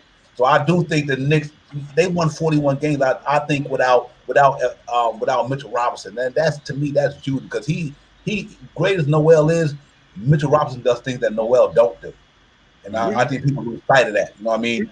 We won 41 games without a Kemba Walker too, and an Evan Fournier. Keep that in mind. Yeah, and that right there is just what makes it seem so much better. Like Divine said, our starters, Julius and RJ, are getting a full year of Mitchell Robinson, right, a healthier version of Kemba Walker, and Evan Fournier, who could score and who could spread the ball. Like, our bench unit is going to be like, offensively, this team is going to be on another level. Honestly, it's going to be way better.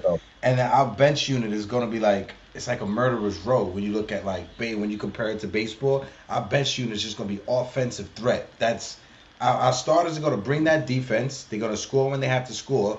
But then our bench is going to come in and just that's what's going to put the foot on the neck of our opponent, our bench play. I would say I would agree with what Devon said, but I would caveat one thing about the second unit. When Devon said that Rose and Burks are going to be the headliners, they're going to be the people that set the stage for that second unit. What I would like to see as the season progresses, I would like to see those roles switch to IQ and Obi. If that happens, oh my goodness, it's over. It's over. Like a passing of the torch. Yeah, exactly. Like KW said, the bench was a big part of our winning last year. That's why I'm saying I think the first 10 games, I think the Knicks got to rely on their bench to win and get them in position to have a good maybe 7-3 in the first 10 games until the starters acclimate with themselves and learn how to play and gel together. Because since the bench unit played already together and they already know how to play with each other, I think that's going to be key going. I'm starting off the season and going running and gunning. So that's going to be important there, in my opinion. Hey, let me piggyback up for Be Civilized. Hey, B, Yeah. This No, the one on the bottom, that one. Money, but I think because people walking and Derrick Rose probably can split 48 minutes, half and half. I do think Derrick Rose fits with that second unit so well. I'm scared. I wonder if Tibbs would break up the chemistry and the continuity in that second unit to switch Kemba Walker there when they know that Derrick Rose in that second unit, he's that veteran dude, who they need in there.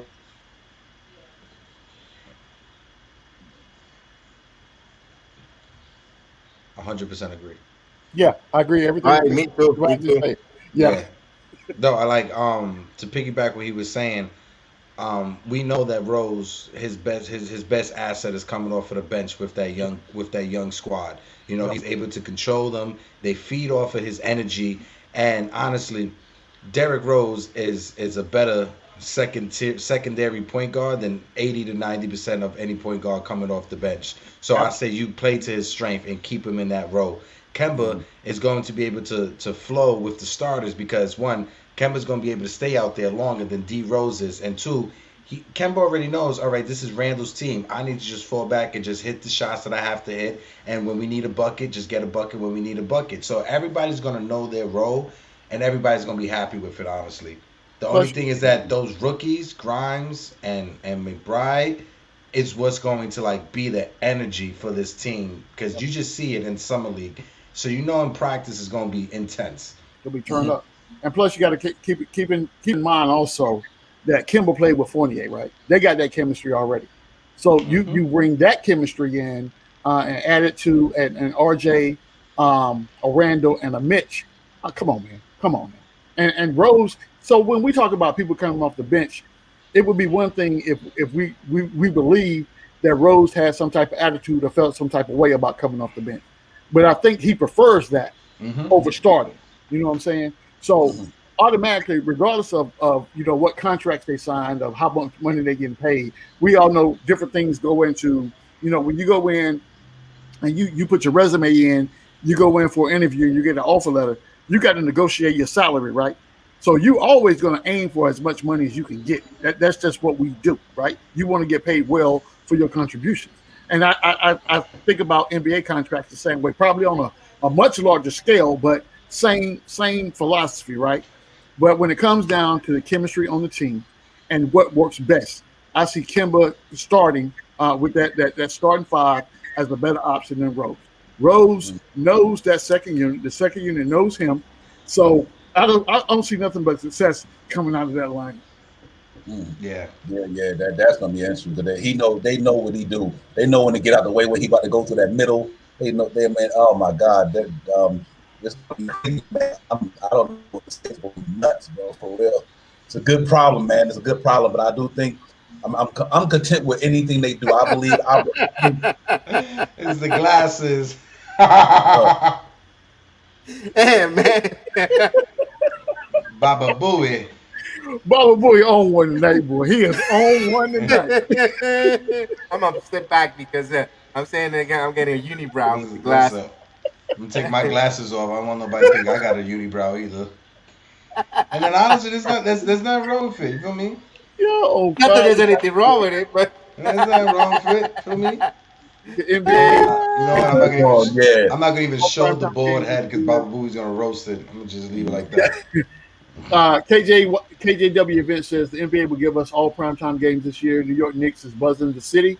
Best believe we playing either Brooklyn or Atlanta in the first game and Brooklyn on Christmas. I agree 110%. That's box office right there. Yeah. And you're guaranteed, especially if everybody's healthy. We want to see everybody healthy on the Knicks. I want to see everybody healthy on the Nets. So when the Knicks give the Nets the business, we will truly understand whose city this really is. I mean, really, for me, there's no question. But for those non-believers, those doubters that's out there, hide and watch. We coming for you, baby. We coming for you. This is a Knicks city all the way. Every day. You could import all those gentrifiers from Michigan you want. This will always be a Knicks city. I don't care. I grew up 2 blocks where the Barclays from, and I will always be a Knicks fan. Don't care. No doubt. Yes, hey, I'm excited, guys. Like I said, I wish the season would start tomorrow. Oh my goodness. You know what? And this is probably blasphemous what I'm about to say, but I will forego football season if I could have the Knicks start playing tomorrow. Oh, definitely. Count me in. Question, bro. No question. That's how excited I am. I'm telling you. You know, it more has to do with I don't have that much faith in Daniel Jones, so I'm like, oh yeah, I don't have to watch the Giants this year. Let's bring the Knicks back right now. There you go. You don't think my boy gonna bring it this year? Man, listen, if Danny Jones has that Josh Allen type of leap, which I don't think he's going to, I don't see it. That's the only, and like granted, our division is not the best division in the NFL. Right. But with that being said, I can see 8 wins the most the Giants get, and that's with Daniel Jones having a leap. I think that. Listen, I got the Giants going 11-6. I will hope so. Honestly, I pray and I hope so. But if this man does not have that jump and that leap, I don't know. And then we gotta also pray that we get Will Hernandez back to form because last year he wasn't what he was like the year before. He was injured last year also. That's true. And then we have this guy coming back. He took a year off. Oh God, I forgot his name. He was with the Patriots. Nate Solder. He took a year off last year. And now we have a rookie. I mean, we have a young player that's playing his position now. At an old age, he has to move from the left guard to the right guard. Right. Can he make that transition at such a late stage in his career? So it's all those ifs. It's all those what ifs that needs to go in the Giants' direction in order for them to get that win total. They'll be all right. They'll be all right. I know why reason I say after they win more than that. I think that Ever Ingram pass last year was a game we should have won. That would have given us 7 wins. Yes. I think that in that Dallas game when they called that play back when we had to score that touchdown, that was BS. I think that was 8. They could have been 8-8 last year. I just think that Joe Judge in the second year, I think they'll improve. I think that's what he meant to say. The catalyst for us this year is going to be 2 things. One, the first and foremost is going to be the play of our offensive line. You got to be able to protect Daniel Jones. Daniel Jones does not handle pressure well. He's not that mobile. He's fleet of foot, but he's not that mobile. He's not Lamar Jackson type mobile, right? So we need the offensive line to be able to protect him. But not only that, we need an offensive line to be able to open holes for Saquon. Saquon Barkley's play this year is going to be key to whether the Giants ebb or flow. That's going to be where we lie at. Now, if Saquon can get his running game going and we're good in that aspect, that's going to open up for these receivers that we got out there. So, I mean, we'll see what happens. You know what I'm saying? I'm excited. I'm thinking the first 4 games in the Giants season, if they could start off 3-1, they'll be in good shape. Not start off 1-3 is going to be a key. They got to start off, and I don't have the schedule in front of me. I didn't prepare to have the Giants schedule on there, but excuse me. But if they start off 3-1, at worst 2-2, they'll be in good shape. But the division, because the division isn't that strong. Dak Prescott, no matter how much you say or talk about it, I think he's going to end up needing Tommy John surgery, in my opinion. He's too much. I agree. With that. I agree, and I think because people are not talking about it that much, lets me know that they are concerned as well.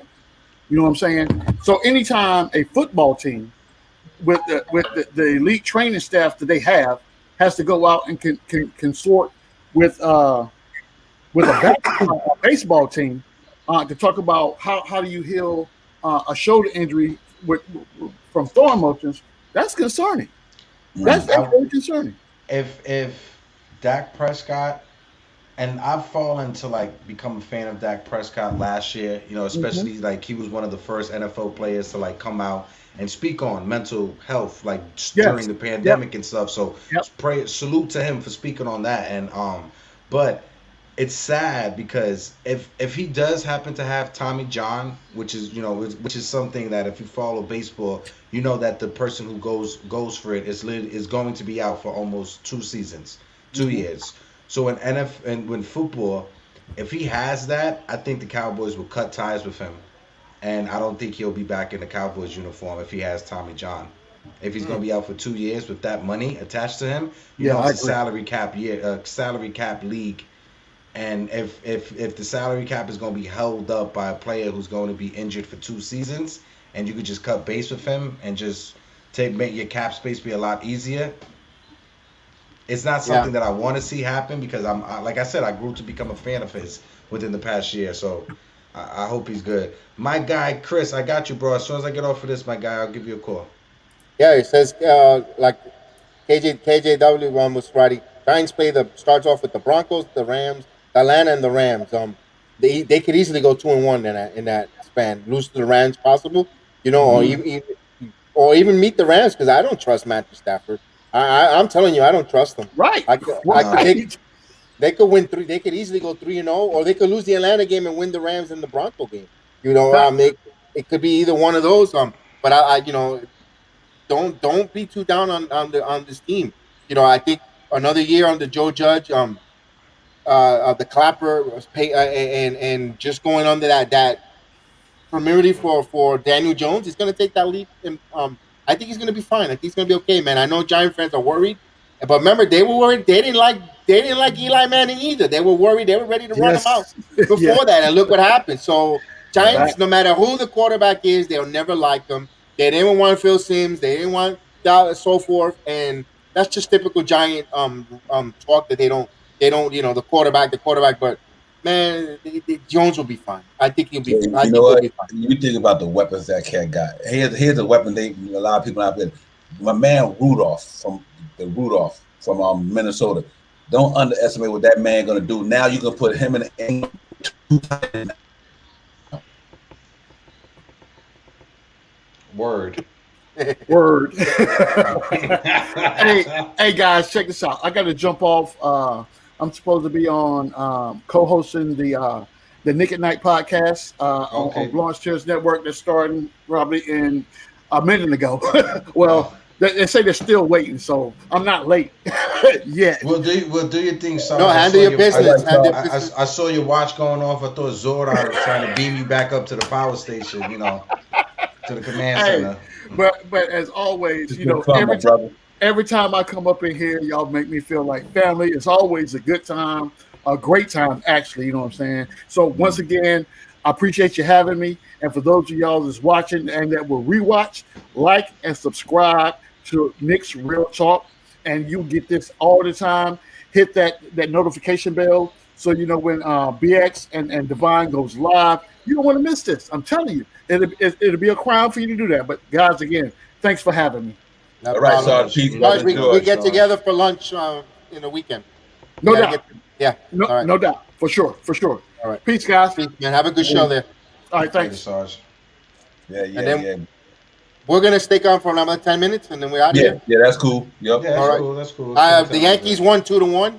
Yankees won 2-1. Chad very Green impressive. Closed out. He's been struggling his past 15 innings. They showed it on the TV. His past 15 innings had an over 6 ERA, but he was able to lock it down today. I saw Bryn was in the 6th inning for Cole. Good. Maybe that's what he needs just to get himself acclimated back into that and get into there. The high level stress with the closing role, he's probably not there yet mentally. So I'm glad to see that there. And they said, Devon, you're on auto tune, baby. with the breaking of the noise, it sounds Devine's on auto tune. Y'all forgive me, man. Y'all know this ain't the regular thing. This is recently, so we get it back popping. Listen, Mother Nature is throwing all of us curveballs. Yeah. Sure is. And then remember, thanks to KW, he wrote the next games after the Giants on Panthers, Raiders, Eagles, Cowboys. The Giants, not for nothing, they got a pretty good schedule there. To really do some damage and catch people. If you beat the Broncos, the Atlanta Hawks, the Hawks, and you lose to the Rams, maybe 2-1 or maybe 3-0. Dare I say, Panthers with a Sam Darnold. They could win that game. The Raiders, they could win that game. They could. Out of these games, the only ones that I'm worried about is the Panther game. Maybe the Raiders, if that. Right. Depending where that game is with the Raiders, if it's at the Meadowlands or is in Las Vegas. Yeah, because Fitzpatrick with Washington is not going. No, that doesn't worry me. The quarterbacks that play there, Broncos doesn't have an elite quarterback. Matty Ice, okay, he might, that might be a dangerous game. I don't believe in Stafford. Me personally, I'm not. I seen that picture, but doesn't scare me. Sam Darnold, of course, being a Jet fan, watching that, I seen them on that. Maybe have a resurgence, maybe, but I don't. Raider game, that's a good quarterback. Derek Carr over. I still don't. Raiders it's an enigma. The Eagles with Jalen Hurts, come on, the Giants should beat them there. And the Cowboy game, is Dak going to be healthy? If Dak is healthy, that might be a nail biter. And then you got Fitzpatrick. Really? Does it really scare you? Washington's defense, it's a pain in the neck. They have a really good, strong defense. Yeah, I do think KW said. I didn't put away games. Sorry. Oh, that's fine. That's okay. That's fine. That's okay. But those are winnable games, though. Those games at home are winnable games. KW. That's maybe the one toughest one. Maybe might lose a Cowboy game, but at home though, I don't think so. So they have a chance there to really get a good start off and have a good record with those teams. What do you guys think on that? Yeah, their home record is good. Their schedule at home, it's a very light schedule. Yeah, I think the Giants on a defense. I think they're gonna cover for. I think we're gonna have a better pass rush because of how great that defense backfield gonna be. Now they're gonna give the defense enough time to get to the quarterback because them cats. They got Peppers, Barberry, and Jackson in them. Listen. They now when they go to rush a quarterback, they got enough time to get to him because them cats are not gonna allow them cats to just to beat them down there. I think they're going to be deadly down there. And I think with Martinez in the middle down there, with a couple of guys coming back, and we brought back you got. I'm gonna tell you, going to be not sleeper, but man, going to take another step. Dexter Lawrence. I think Dexter Lawrence and Williams over there, and if Carter and them, I just think that the Giants got a solid defense. I think they loaded on the offense, and they even brought about Alpha. I think that was a great sign to bring about Alpha Morris. Yes. Mm-hmm. That was, absolutely.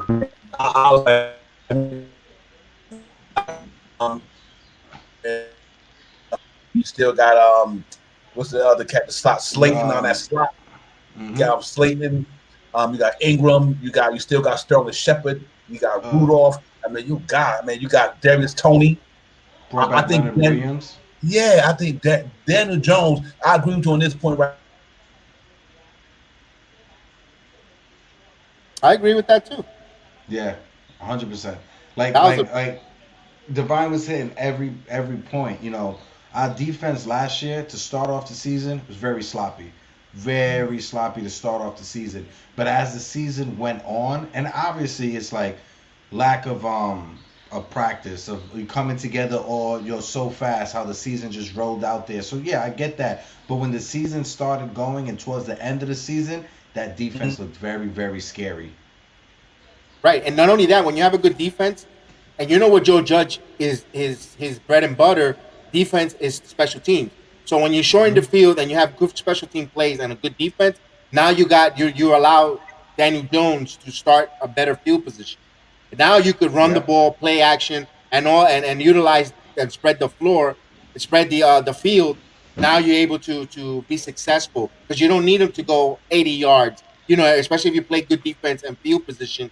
You know, maybe you want him you only need 45 yards or even get field goals, and it might not be pretty, but it might be enough just to win your division and to win games.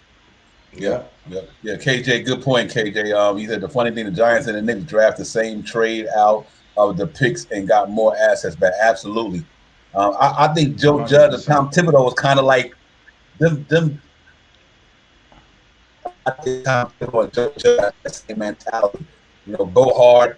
Let's get it. You know, on the defense, let's go hard and hold everybody accountable. Joe Judge, I love him because he holds these guys accountable. You know what I mean? And when you have to have a coach with that type of mentality playing New York, that's why everybody can't be successful over there, because they don't have that certain mentality. You got to have a hard-nosed type of stance with yourself to play. And the coach in New York, I think Joe Judge, coming from a Nick Saban tree, coming from a Bill Belichick tree, I think that we set up.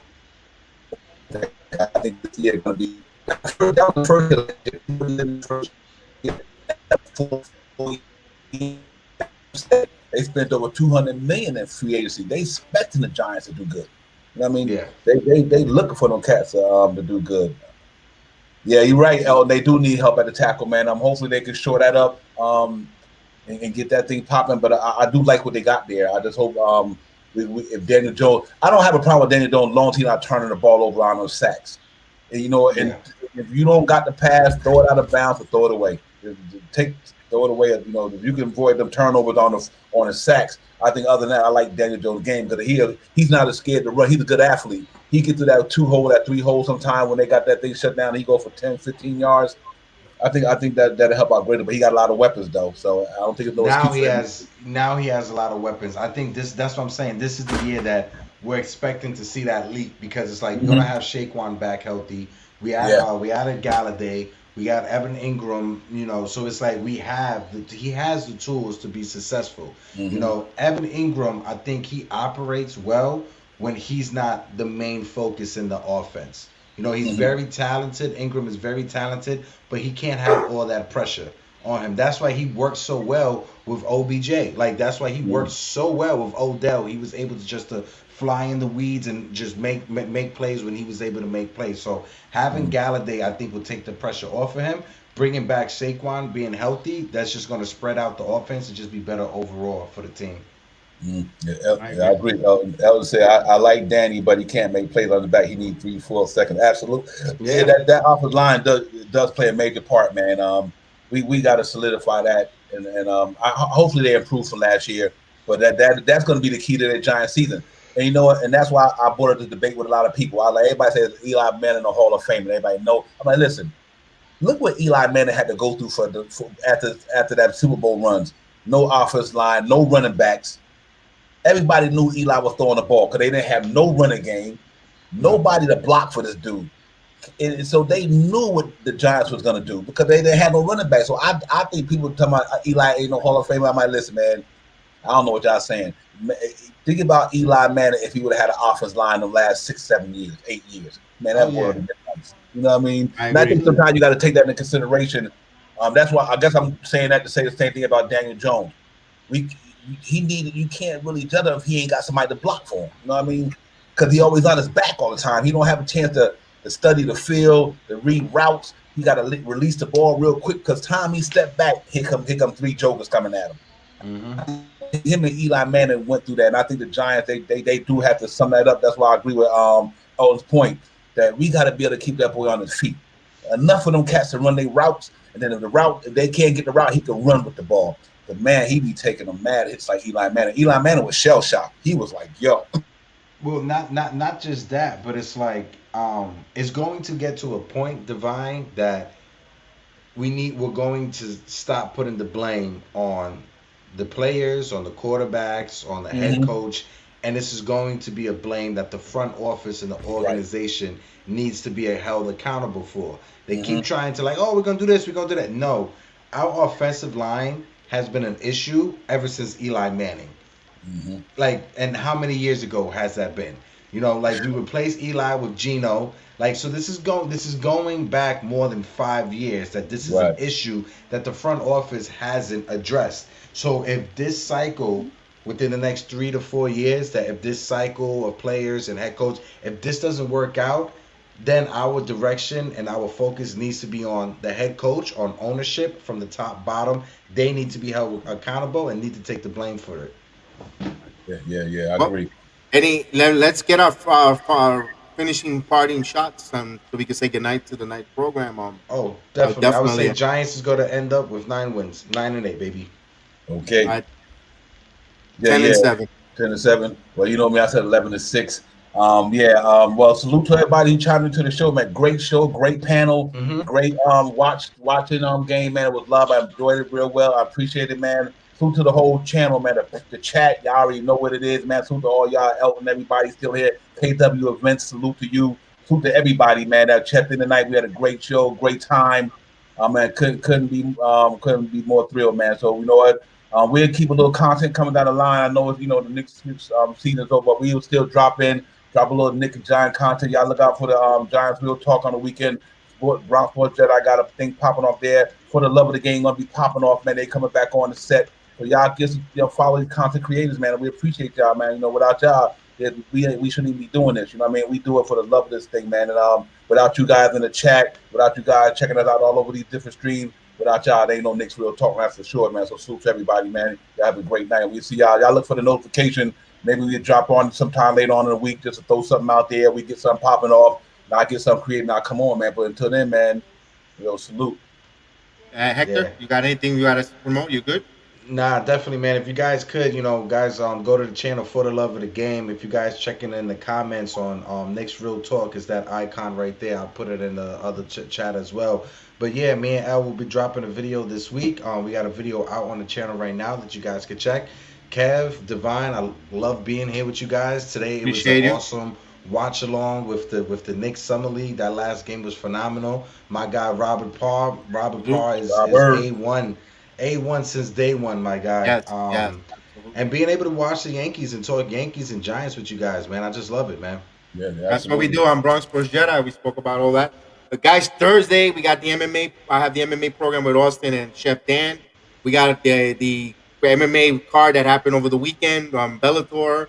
You got the upcoming UFC fighting coming up, and also the boxing. Pacquiao is going to fight against this weekend, and also the weekend at Kirkur. So it's boxing, MMA, and a little bit of everything on Thursdays with myself, Austin, and Chef Dan. And guys, until then, maybe keep an eye, hit the notification, and we appreciate everyone coming out for this wonderful Monday evening with us on this event. And until the next time, guys, I'm gonna run the intro, and we'll talk to you guys later. A little feel good with the Knicks.